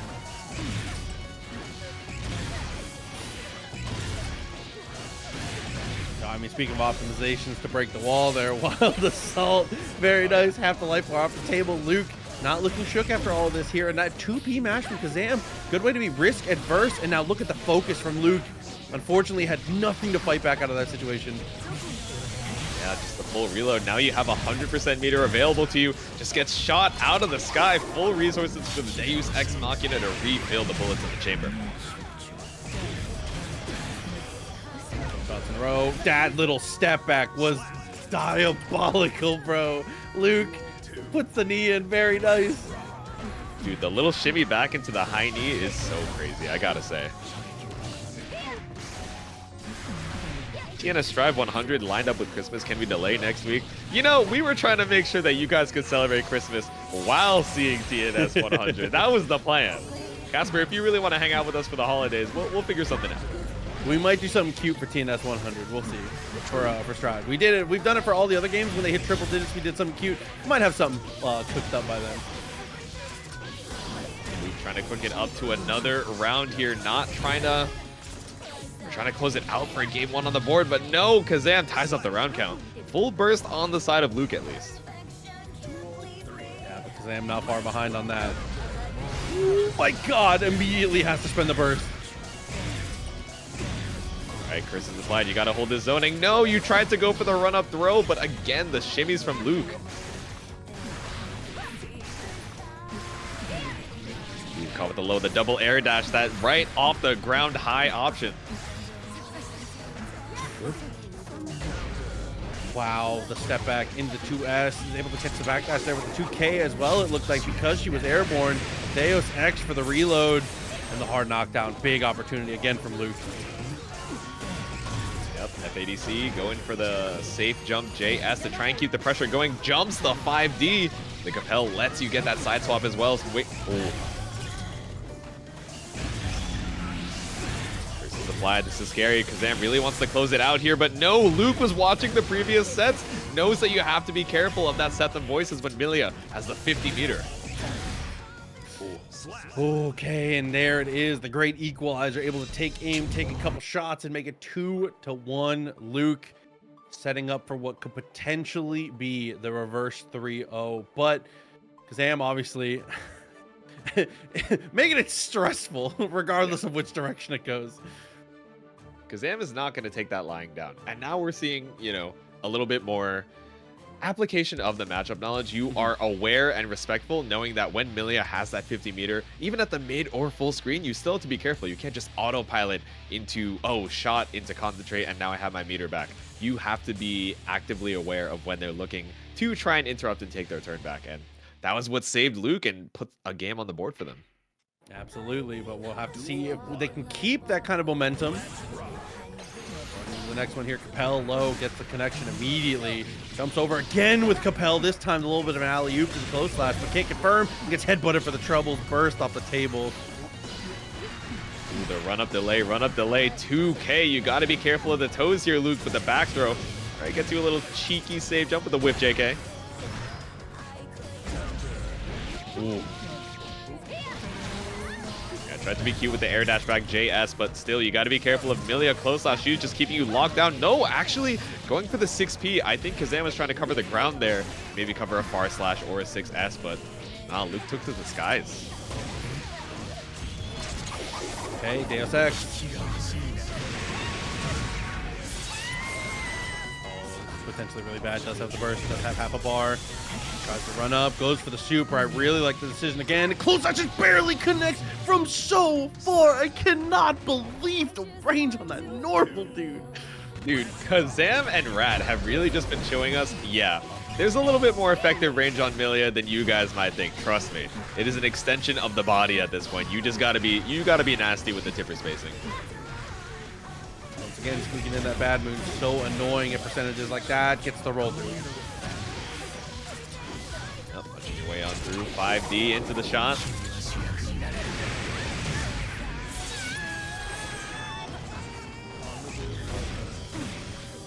Hard knockdown, okay. Running away with the round. Luke is trying to tie it up. They're just trying to stall out before the ad break so that people can see the end of the set. I get it. I understand the vision, Luke. Burst is available as well. Half focus, going to be able to concentrate right after this as well. Oh, tap the dust afterwards. Gets the knockdown, burst comes through. This is scary. The triple backdash. Nah, Luke. What's going on over there? Oh my God, knockdown again. Your name. Damn, that is a rough situation. Kazam with a double cross up.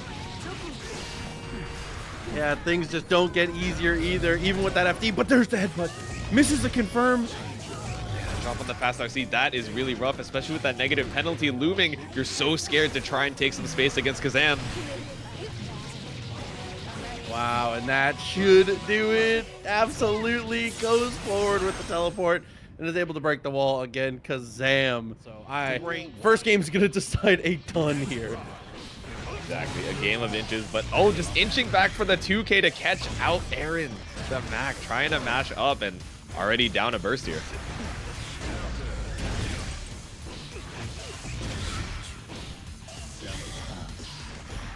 Oh, 1-6 from the wall. Goes through with the far slashes there just to try and control the blood a little bit. Pushed away with the close slash. And now is able to apply some pressure into the counter hit. Wait, that was so evil. The quote-unquote drop into a drop opportunity there with a fast PRC. Aarondamac tried to take his turn back after that, but Nubenheimer was just one step ahead with the resources. Ooh. Oh, okay. Dude, and takes that micro step forward. That micro step after the 5K was so important. Without that little tiny step forward, you never get that opportunity. And Aaron unfortunately gets burst back while already stuck to the wall. It just doesn't get any easier. And like I said, when both players are adept at sprinting ahead with leads, being at the deficit is really tough. This is going to be an uphill one for Aaron, but more than capable, obviously. That was a pretty fast round. That was a pretty I'm fast not round. gonna lie, that was a bit of a speed run. I was like, oh yeah, it seems like Aaron has an opportunity to try and come back here, and then brother just perished. I was like, oh god. What happened? Well, you know, it's a quick game 2 over here in the winners finals. Let's see if Aaron's able to hold his... Oh no. Okay, right, another instant burst. You do not want to lose momentum. I agree. Okay. Run up. Thought they were trying to... we're going to try and go for the run underneath. Instead, the burst does come out, and the poke from really good distance. Oh, take the disguise actually avoids the 2H with the super jump. Unfortunately, the at the ready didn't have enough time to focus the reticle, but it does give you time to swap sides. Okay, after the Deus Ex. How far can you go? What's your opportunity here? Just going to take aim, rolls forward. BRC. Oh my god, blocks the high-low, but can't block the bullet. It's just like real life. You know, we can always try and attempt to dodge the bullet, but as far as blocking goes, it's, you know, it's not going to work out too well for you. Aaron, it looks like he's trying to get the momentum over here. Yeah, the blue wild assault locks Nubenheimer out of it for a little bit. Now you get the hard knockdown as well.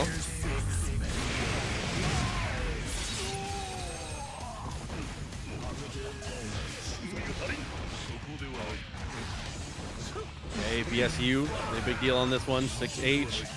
I had already committed to the Fukio. Lucky gets out of the way of the BRC slowdown mix. Oh my god, pull up for the instant overhead. As far as the meaty goes, Nubenheimer just needs one hit to tie up the rounds. Okay, BRC for the 2P, nice. Great side correction from Aarondamac as well. Gonna be able to wild assault strip some of that burst after the positive bonus.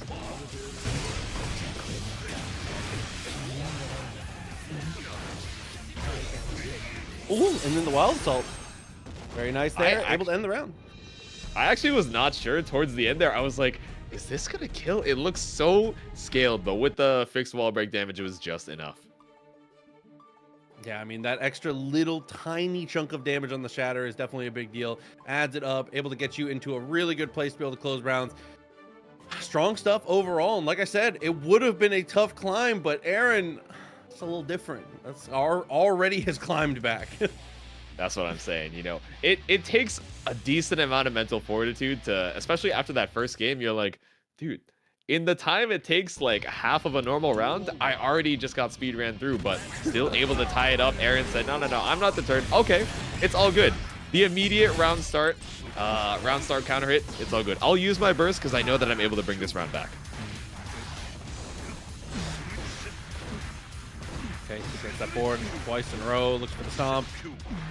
Dude, Aaron content to block, but Gwyn is too much blocking. Oh no, and it's time for the mini game. The high-low potentially, he's creasing the J's. What are these steps? Yeah, and I like the awareness from Nubenheimer not to commit too hard to the Mario Party minigame. Yes, you get the bite, and all of a sudden you hear the item rolling MP3, but still, it wasn't quite enough for the checkmate situation, so just keeping on strong. Stuck in the corner now, trying to make your way back out. The double 2D. Classic. Go through. Yep, and then you see, tries to go for the roll through in the back throw, recorrects the sides once again into the fast RC. Enough to kill. And that's just another one of those tough situations where you gain your burst back as soon as you get stuck to the wall. Never even had an opportunity to spend it because that was a pretty hero burstable situation, but I mean, that's just how the cookie crumbles in those spots. As we're continuing to go for the stomp, there's some sacred tech going on here with how often he's going for it. Yeah, lots of 6Ks. I would assume to try and low crush a 2K, but looks like 2S is going to be the option that Aaron uses to try and mash their way back out of the corner.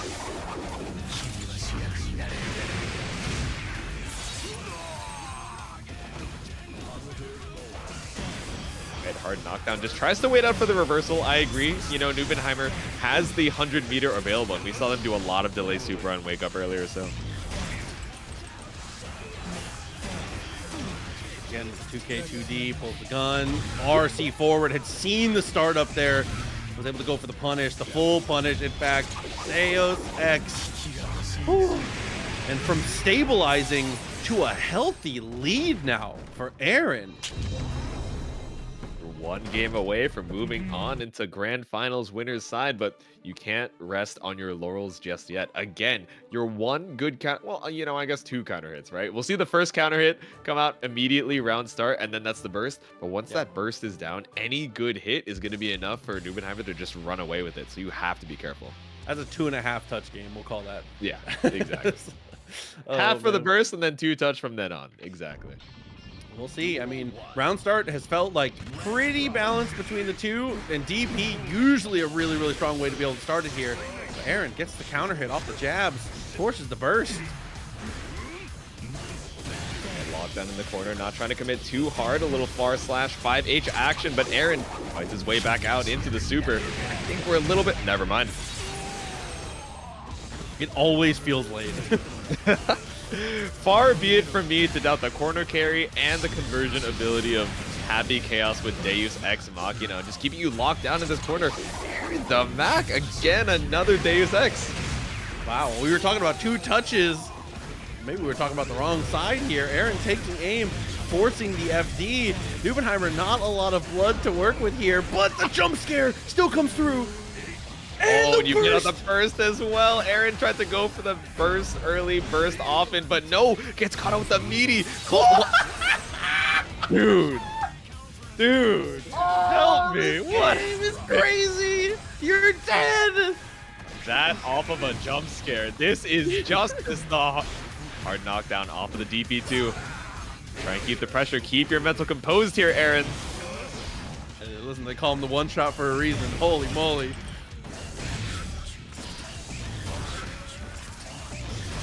Saw it the first time, but we're not going to see it again. Nubenheimer is so high on the blood, you can't afford the Fukio Beyblade. Deus Ex, one more time.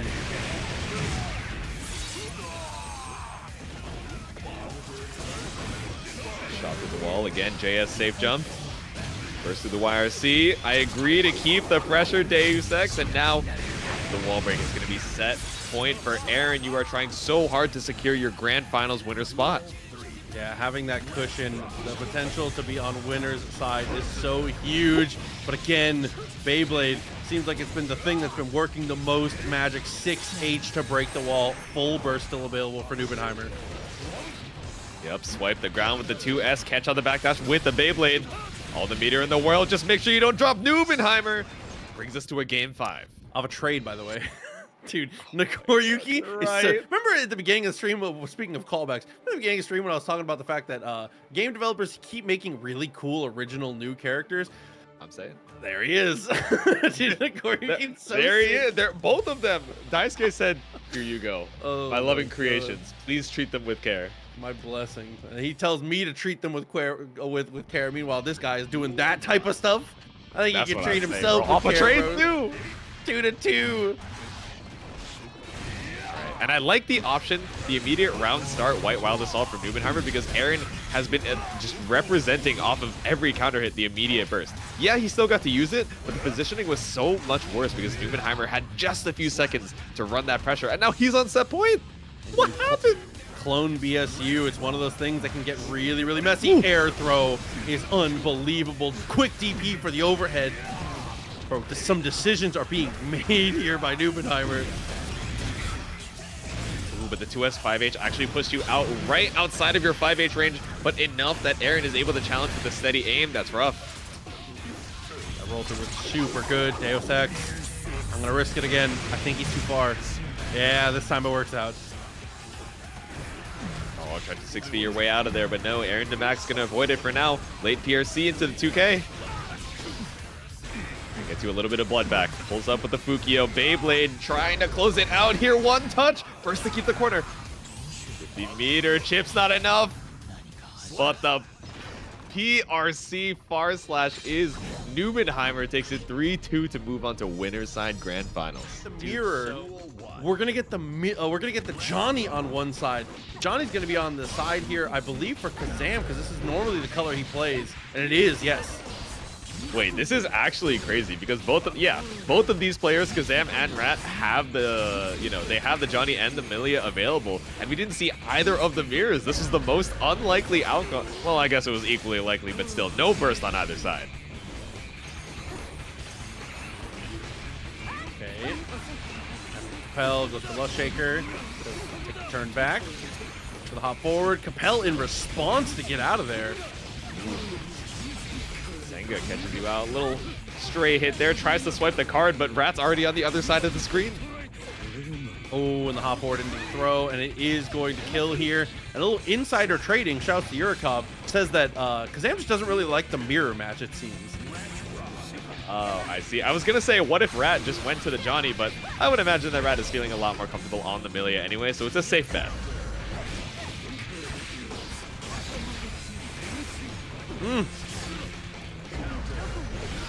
Alright, this finder to try and keep that grounded space, but no, hair car brings us all the way over to the other side. Rat optimizing the corner carry every time. You definitely kind of have to, especially against Johnny, against a character who not necessarily slippery from the perspective of movement, from the perspective of how much he can pressure you from far. And now, oh no. Okay, YRC. It also clears the card off the screen so you don't have to worry about the 50-50. I like it. Rat is up quite a bit on the HP. Ooh. Okay. Joker trick isn't enough, but it does even out the health lead. The card right behind seals it out. Kazam takes game number 1. Yeah, evening up the health lead at that point is good enough. Takes control, and like you said, oh my god, I feel like the range of the normals has not been that big of a factor. I feel like Rat's doing a good job of getting it to these CQC positions where it feels a little more evenish, but Kazam is still able to persevere in those spots, which is pretty impressive so far. Yeah, right? I mean, he's a master of both of these characters, right? So even though he has quite a bit less mobility than Rat on the Millia right now, he knows kind of the game plan that you're looking for, right? What spaces on the screen are you looking to try and occupy? And how can I try and challenge you before you even get there?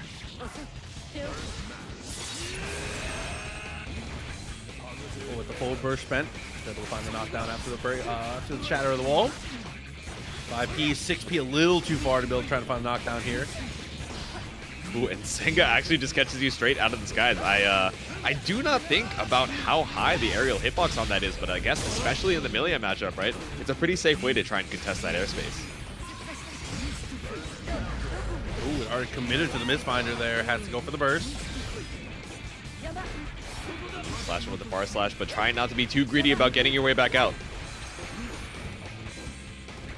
Yeah, you made your way back out of the corner, but you had to hold 4 mixes from Rat. That was so scary, that sequence. You held on so strong, but again, you just ended up getting back to the corner anyway.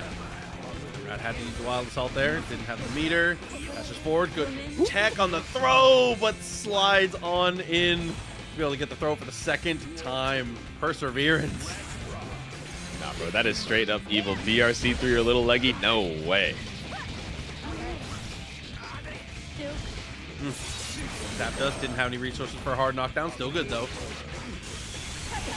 Yeah, run up for the 2P to try and interrupt the step dash. I like it. Ooh, jumping right over the misfinder, too.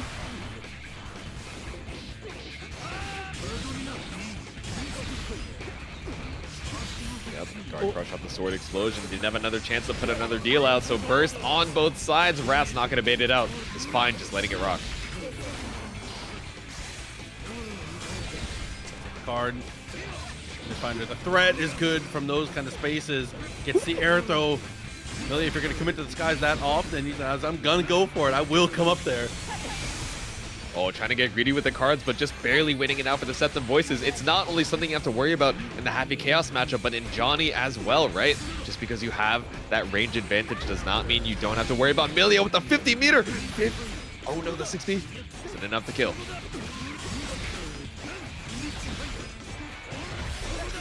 Oy, but in the end, just kind of crumbles under the pressure. Not much you can do. You cannot block forever. The proverb we say over and over again. Sets the card up and goes for the Mistfinder dash backwards and does manage to make it out. Smooth moves from Kazam. Both players relatively unscathed after the whole interaction. Yeah, we've seen a lot of fast games earlier, but it seems like these two are just masters of movement on both of the characters, right? It's like you were saying earlier. Johnny is one of those characters that feels so stiff until one day you hit the threshold amount of hours and you are just flowing with the movement. Hour schmowers. Time for some mix. Same side. Gets with the heavy disc. Oh, not going for the cross-up, but just goes for the neutral jump. JH locked down in the corner here. You're one hit away from tying up the set. Oh my god, and we get the Tekken slowdown for the 6P to anti-air. Jesus, the double BRC. The slowest windup you've ever seen. Slow down on both sides, and now we're tied up 1-1. Dude, I will say I'm impressed with how both players are playing it, but I'm definitely impressed with Kazam's matchup knowledge so far. Because obviously Johnny being the newest, being a newer character, putting you in some spots, it's hard to know every interaction at this point, and this is looking incredibly practiced right now. Exactly. Had to make sure. He was like, you know, I put in so much time onto the Millia. Even if I'm rocking a different character right now, I gotta be a master of the matchup either way. Oh, tried to swipe at the ground, but Capel's gonna catch you out.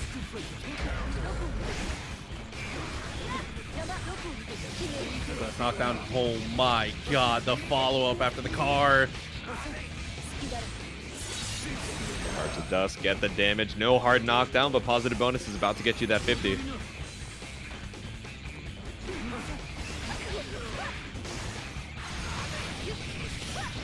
Same side with the fastball Capel. It's so evil. You see the startup and you're like, dude, there's no way I'm reacting to the instant flower on the screen. Oh my god, what a round start though. Right? The time for strategic patience past, getting aggressive here, sets up the card, and anti-airs with it at that point, was ready for the jump. Just gonna vault right over, puts your back to the corner, no, and Rat is gonna fight back.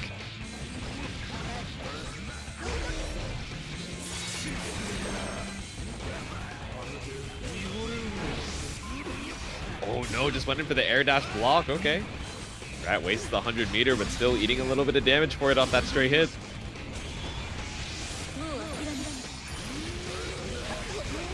Okay, RC afterwards. Jump to normal. There's the burst.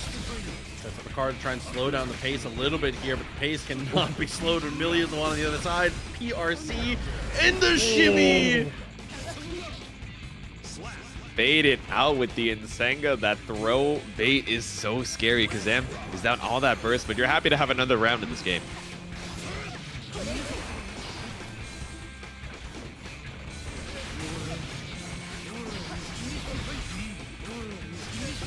Right, set the card. Yeah, we saw the double card. Maybe a misinput on the first one they were looking for, and they said, no. Let me put it all the way full screen. So what's my name? Close it out. There we go. Opportunity. Forward. For game here, yup. Gary, the anti-air close slash. A game on the board once again for Kazam and Neo Judai, hitting us with a rate of 38. What's good, brother? Hope you enjoyed the stream. Yeah, thank you to you and everybody who's been supporting the channel tonight, as well as coming through with the sub. Appreciate you, bro. Hope everybody, again, has been having a really, really good night. And I do want to say, while we're in between games, thank you to everyone for helping us claim all of the Matcherino codes, which are all completely out of the way. But you can still help sponsor quests as well as direct contributions. Still ways to help grow that prize pot. But it's time to get back in. Game 4. Let's see it. Kazam is trying to seal it out and move on to losers finals, but Rat has been putting such a great fight up. I say, as he gets a wall splatted. No, but actually Waltex just a little bit too greedy on that charge wild assault. Oh, the bad moon again. Oh, and then the 2S. Dude, Kazam believed him. He said, "You'll do it again." I know. I believe in you. I know what you're about. Oh my God, Rat is bringing it back.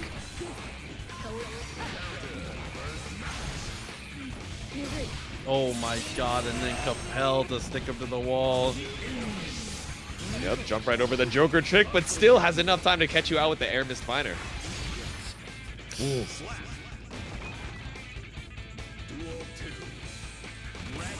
What OST is this? You know, to be honest with you, I don't know, but I've been vibing with it in my seat. If any jukebox enjoyers over there, let us know, because this song is kind of a banger. See, normally we have Jobber here, who is the encyclopedia. Jobber is driving to work on a normal day and just is listening to Guilty Gear music. Shouts to him, the GOAT. Exactly. Okay, follow through. Knockdown. Just charged dust again. Didn't quite have the resources to get any more rewards. Oh, nice. Caught out with the card on the way down the explosion into the Joker trick. All right, stuck up against the wall. This Mistfinder guard crush pressure. You have 100 meter to your name and a little bit less health now. Super whiffed by a mile. Still okay. Dashes up with a close slash.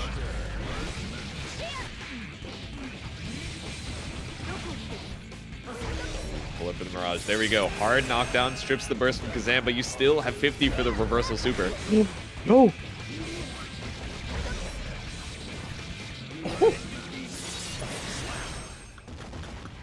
Damn, the wild assault just for that little extra extension at the end, and now we're heading into a game number 5. These players are fighting for their lives to make it to losers finals. Absolutely. I mean, we were expecting the Millia mirror, but we're getting something potentially more sinister Right? so far, dude.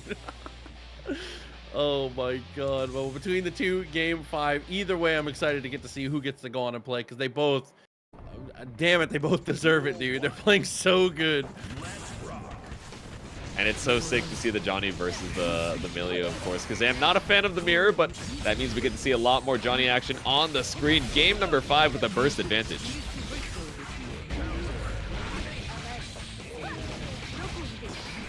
Okay.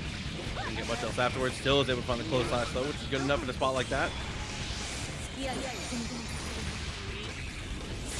Yep, winging to break the wall, do a grip of damage as well. Rat waiting for the resources to come back up, but no, the close slash gets opened up on the what's my name. Hard setup again. 6K. Really followed. Double backdash. Just get me out of here. Put the card on the screen, but again, Kazam was waiting for it. Nice! Slash the hair card to stop you in your tracks, but no, it's not enough. Another disc was waiting for you on the way down. He just pops the tire, says, "Relax, bro. Get out of here." Block. Oh my God! And then the follow-up, dude, the upward angle, straight in, 6K afterwards. Yeah, and looking for it again. Off of the card, it was a weird pickup, but still, Rat is being locked down to this corner. Sam wants to bring it to the last round, about to build a 50. No! That had to be a misinput on the deflect shield, I imagine. Almost was the wild assault. We actually just didn't see it off the screen, but Rat trying to close it out. Does not want to have another round on the board. 50% available in detention. Ooh. Huge counter hit. Not going to be able to kill off this interaction, but at least you get a grip of damage with the wall break and the hard knockdown. You got to guess for game here, Kazam. No. Oh, wakes up with the super. Absolutely, because you have the extra meter. So fine. RC. Oh, excuse me. The wild assault. Oh, you know, Kazam was scared of the super instead, but no, you had to watch for your toes. Rat brings it back 3-2 over Kazam to move on to losers finals. Reno, thank you very, very much for helping beef up that prize pool. We appreciate you. Oh yeah, got us on that even $50 as we head into losers finals. Paragon's own Aarondamac versus 9 Moons Rat. Oh, things are not going to be easy here. Millia obviously tracked down to the wall. The slump comes through, but Deus Ex is in plenty of time.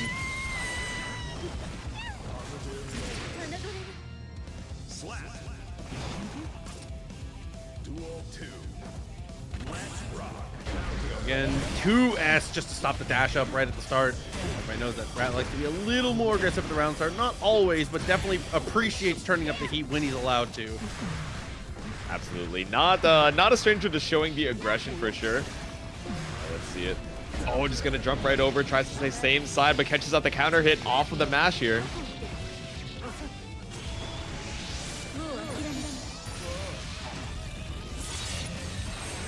Hey, we're going to break the wall. Tong with the big 25. Thank you very much. Bringing us to that big 75 and going to do quite a bit of damage off of that counter hit. Rat closes out the round. Big shout out to my favorite cat boy. I appreciate you a lot. Thank you very much, man. Rounds continue 1-1. Connection here, runs up, is able to convert it here, so it does make it to the wall, is going to get the chatter, and it is going to be a hard knockdown. Really nice with the Wild Assault. There you go for the safe jump. Try and build up a lot of that meter. No, just go for the throw reset and actually able to make your way right behind in the corner. That cross-up was dirty. I'm not sure if Rat was holding forward to try and go for the cross-up, but unfortunately did not work out in their favor. Game, you can just pretty much vamp all of this meter out of Rat here. Continue to take these shots, continue to go for these safe strings of pressure. No reason to overextend here. Has to go for the block in that spot. But as soon as the 2K comes out, that's an easy RC into a throw. Great reaction. There we go, just to put you back into the corner, put a game on the board. Aarondamac, I feel like, makes such good use of the BRC, not only for the mix opportunities like we were seeing a lot with Luke, right? With the TK BRC, trying to be a little, skeevy with it. But a lot of times we'll just see the BRC come out from Aaron, gives them an opportunity to refill the resources and also just assess the playfield, right? And I think that's going to be so important, just slowing down the pace, especially against Millia, with Rat just trying to keep the pace up over and over again. No, definitely agreed. Containing her is the best thing you can do for sure. Mitigating the risk, because her reward is not that high. We have seen the higher damage combos from her for sure, but the reason we talk about her being lower damage is because on average she is a little bit lower the damage than a lot of other characters in the game. So things can get messy if you let her get opportunities to go big.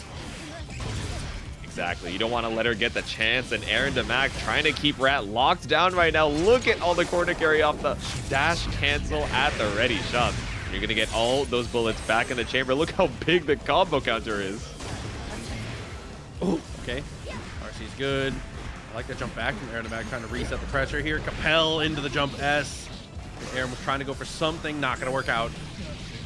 Oh, the BRC down, but that JP is hitting right on the other side. Unfortunate. It's not the side you're looking for. These are not the drones you're looking for, but no bots not asleep at the wheel. The grab right out of the fuzzy setup.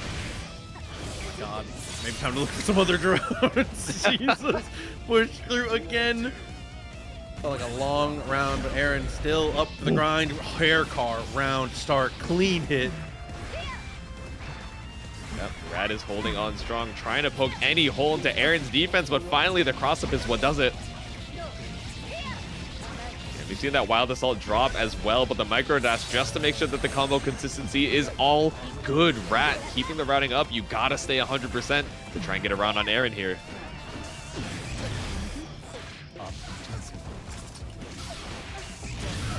Okay. Knockdown again. How far can you push this? There is plenty of meter for Rat. He has woken up with the super a couple times in these spots. Instead, again, risk adverse, sets up the curse, takes some shots. Oi, with the bad moon. Oh, just barely built up the burst in time as well. That positive bonus, even when you're blocking, right, just gives you so much time. And the OTG 2S puts another game on the board for Aarondamac. Yeah, things get a little out of control in spots like that. That is the Happy Chaos special. As soon as you're in range of that 2S, definitely for a character that doesn't wield a ranged physical weapon, he's got some normals, bro. That's what I'm saying, bro. You think so? It's funny that we've been talking about like, oh, the moves of the character really extend their effective range more than we would think. Happy Chaos is extending his effective range with the physical gun. He has magical powers to shoot bullets wherever you're at, and he's like, no, I'm just gonna hit you with a gun whip, bro. 2S, 6S, just put your back into it. Okay. 2K delays a little bit there. That was a great FD on the 2P. Finds a headbutt and is able to take the shot to confirm it. There's the wake up super though. Again, we feel like that has been happening quite often from Rad. I like it a lot.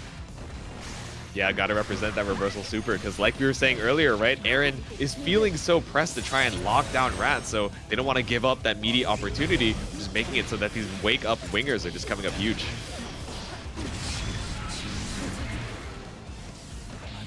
Oh, YRC to try and make your way back out. I think the walk back actually ended up mixing Aaron. He was like, oh, I'm gonna get crossed up. But because he walked back, it ended up being the same side low.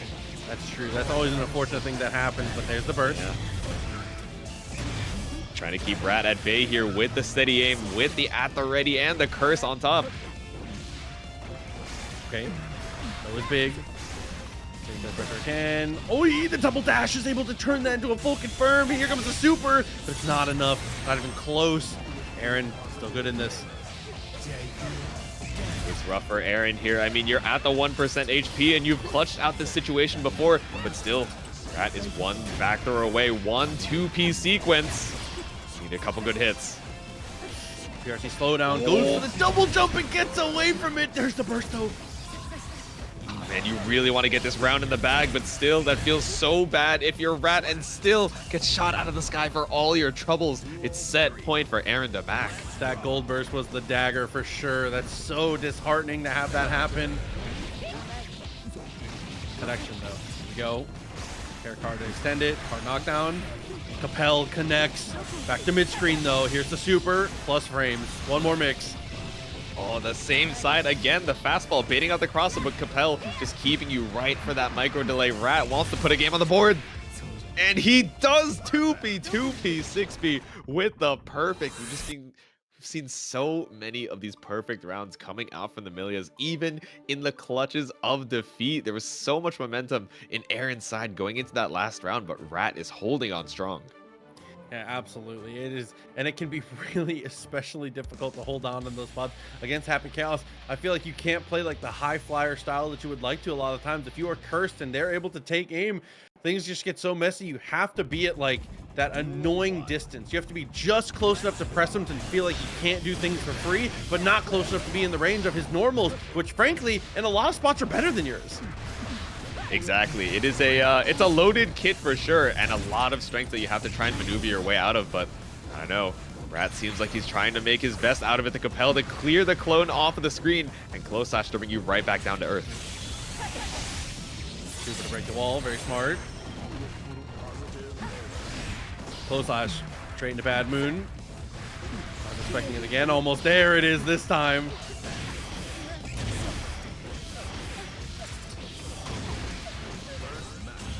So much corner carry off the high knees, off the sprints, these dash cancels. The routing just makes it so that every time Aaron is able to fight his way back out, it could be a reversal situation even at the 1 HP, but Rat seals the round back out. This is again a huge opportunity to be back in this potentially game 5 territory here. Dashes forward and finds the throw. Burst is available for Aaron. Aaron, I was gonna say, does not hold the burst often, spends it right away. Burst early, burst often, especially against Millia, right? You don't want to have to hold the Vortex any longer than you have to. Oh no, but that fastball actually puts you back into the corner.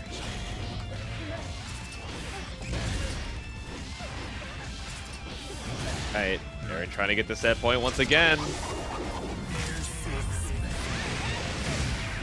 Oh no, we might be around a piece here. Aaron takes aim.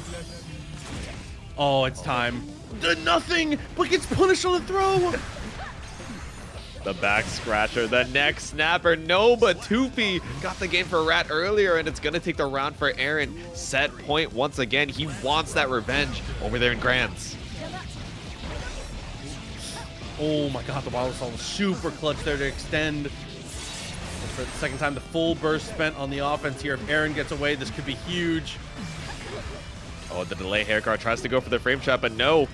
Has to use the PRC to keep that pressure going, and with the positive bonus, you got more than enough meter to do it. What? How the hell did you block that, Aaron? Check his controller, bro. He's got that Game Shark defense. Man, off of that, things are going to continue to get even messier. Deus Ex evens up the life totals. Burst available for both players. But Rat, the meter looking a little different here. That meter might not matter. He has to burst. Oh, BRC gives you a little bit of time to assess the situation. Know that JD, awkward momentum to put you back into the corner. Rat fighting back, but the burst on the YRC. Overhead into the 5D. The tap dust closes it out. Aarondamac moves on to loser's side grand finals 3-1 over Rat, number 97. So keep that in mind as we head into game number 1. I knew if I said that enough that everyone else would start saying it. Exactly, yeah. We gotta clarify early. So here we go. Round just getting started here. Neubenheimer already gets Aaron walking the corner though. 2P in a 6H, you know. All things with balance. 6H, that demon button coming out from Neubenheimer. We saw that in the winner's final set, just doing so much work, but Aaron doesn't want to give Neubenheimer the opportunity to fight back.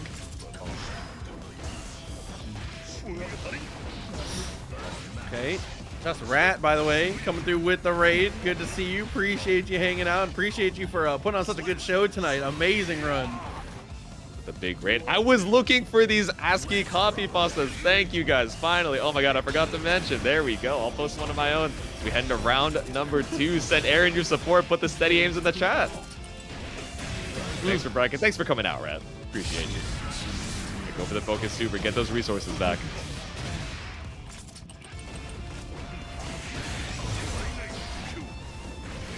All right, Fukio forward. 2S into the Beyblade. Trying to scoop you back up, but that 5H not going to find its mark. You're looking pretty close on the blood here. Neubenheimer. Oh my god, the normals are just enough. The combo fits perfectly, and he just barely survives on the blood. 6H. Oh my god, it wasn't quite enough to kill there. Aaron has one last opportunity to live. You got to FD everything here, and I love the deflect shield to put you right at that optimal range as Neubenheimer blood rages to lose the round. Yeah, always unfortunate. The double-edged sword, you got to go for it sometimes, but it's going to put you in a terrible spot. And now the open up, then the burst. Beyblade has been the game winner so often for him, and it's looking like it might be more of the same here as the DP hits the second connection of the overhead. DP1 into the 50-50 keeps you locked down. Yeah, it's only a knockdown off of the overhead, but still, it keeps you locked down in the corner for one more guess. Sometimes that's all you need. And the throw tech into the Beyblade. This is scary. The 6H just barely keeps you from popping. Ooh, okay. Nice again. And another throw. Are we going to make it 3? No, just go for the JS. Double tap dust right afterwards. Full reload. Taps the dust again. Reload. I agree with the wall slumps. You're waiting for Neubenheimer's burst to come back up, but no, the Abare bite coming out, just trying to hard call out any throw attempt from the run up. And game number 1 over to Neubenheimer. That's always a messy situation when you block the YRC. Not when you block the YRC, but when the YRC happens and it hits you against a character who has such a strong option to go for the throw. We see that so often, especially from Nagoriyuki. He's able to take that step forward because the threat of his reward, if he actually does go for strike and you guess wrong, is just unbelievable. It's terrifying. You're trying to call out the walk up, but it's got 2 separate answers here as we head into game number 2. Aaron trying to hold on to that space, keep Neubenheimer at bay.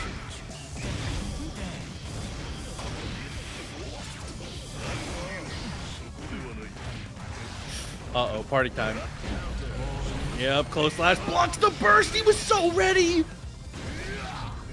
We'll see you in the next round. Yeah, this one doesn't quite kill, but Neubenheimer is so ahead in the resources after this positive bonus that you really don't have to take a lot of risks to try and open up Aarondamac here. The delay on that last bar slash. Duel 2. Let's rock. Okay. Who said Aarondamac flag is Canada? You are not invited to WeMad so anymore, funny. bro. That's You're so not funny. invited up I was north, holding bro. it in, but that's so funny. Oh no, Double but Aaron's not 6H. laughing at all the damage. Double 6H, you actually live, but no, the round start post wall break DP 1-2 Bogamashi. We got Neubenheimer. Game 2 on the board. Oh, and just like that, we are threatening the whole tournament. Neubenheimer is just building up momentum at an alarming rate, and it could just be over. It could be that quick, just like that. Aaron plenty of opportunity to come back into it, but man, how do you, I don't even know necessarily what the adjustment is, because it feels like Nubenheimer is just playing like, it feels like he's risking it. Ooh, maybe the adjustment is Mr. Kyle. Potential Kisuke, okay. So honestly, one thing that I was going to bring up, right, is we're in grand finals, potential last game of the entire tournament. You've been playing for 4.5 hours. The mental fatigue has to be insane. And I know we talk about how strong Happy Chaos is, but that is a high execution, consistently high APM champion. Sometimes maybe you gotta go over to a game plan that's a little bit more simple. And I know that Aaron has been practicing the Kai on the side as well. So now you're locked into it for the rest of the tournament, whether that's one game or all the way up to the reset. Let's see it. And with that said, Kai is in a very exceptionally good place right now. A super strong character, 5S, a button from hell that's so good at being able to fight out in these neutral situations, as well as just a fireball game to go along with it. He's also one of the best benefactors of Wild Assault. Red Wild Assault keeping people standing is a godsend for Kai. Absolutely, the pseudo restand just keeping you locked down in the block strings right now, but no, the tick throw off of the 5P. There we go. Command grab puts us at tournament point for Nubenheimer. Might not even drop a game in grands here. Yeah, looking like that might end up being the case here. Gets up there, slows him down a little bit. The double Fukyo just because. Close slash, keep him on the ground, and then catches the backdash. Okay, not gonna get a huge combo off of it. Nubenheimer opting to try and hard bait the burst, but Aarondamac saves the meter for the Wild Assault. Stripping a little bit of Nubenheimer's burst of his own. So even on the resources, even on the health too. Oh no, the Kaibro copy process coming out, but it might be too little too late. The energy might not make it in time. Kai goes for the PRC, looks for the double low. It's not going to work, but the empty jump is good. Pull up into the charge stun edge, counter hit, doesn't bait out the burst, is content to just let it rock. Our frame data, who aren't in positive, take to the skies, block the 5K. I love the patience from Aarondamac, I say, as they come just jumping out of the gate with the stun dipper. They should be able to kill with the RC and bring us into another round. The DP, that'll do it. Here we go. Potential. This would be one of the all-timers for TNS at Strive if this were to happen. See it. Can you put a game on the board after the character switch? It's a lot to try and remember, especially when Nubenheimer has so much momentum. Gets the knockdown, stuck in the corner, level 2 blood too. Oh my god, but far as pokes him straight in the eye. 6-8, a huge amount of chip, a good amount of blood back. Yeah, walk up with 5P into the 2K. The immediate confirm into the Ride the Lightning, and it breaks the wall too. Yeah, RTL, one of the best wall break supers in the game because of how far it carries. Here comes the super in response, though. 5K into nothing. You might be executed. Still alive, but not by the a wall lot. break. It's not enough. Gas for a game. I love the deflect shield, but what are you going to make out of it? You have to wait so long for these resources to come back up. White Wild Assault through the projectile. Twice in a row, and then ends up finding the Beyblade. The Kai switch looked good, but it did not look good enough. Nubenheimer. Holy moly. After going down in the first set against Aaron, says, I'm clocked in. Boy clocked in, and it just is. It was over. 0 games dropped after that.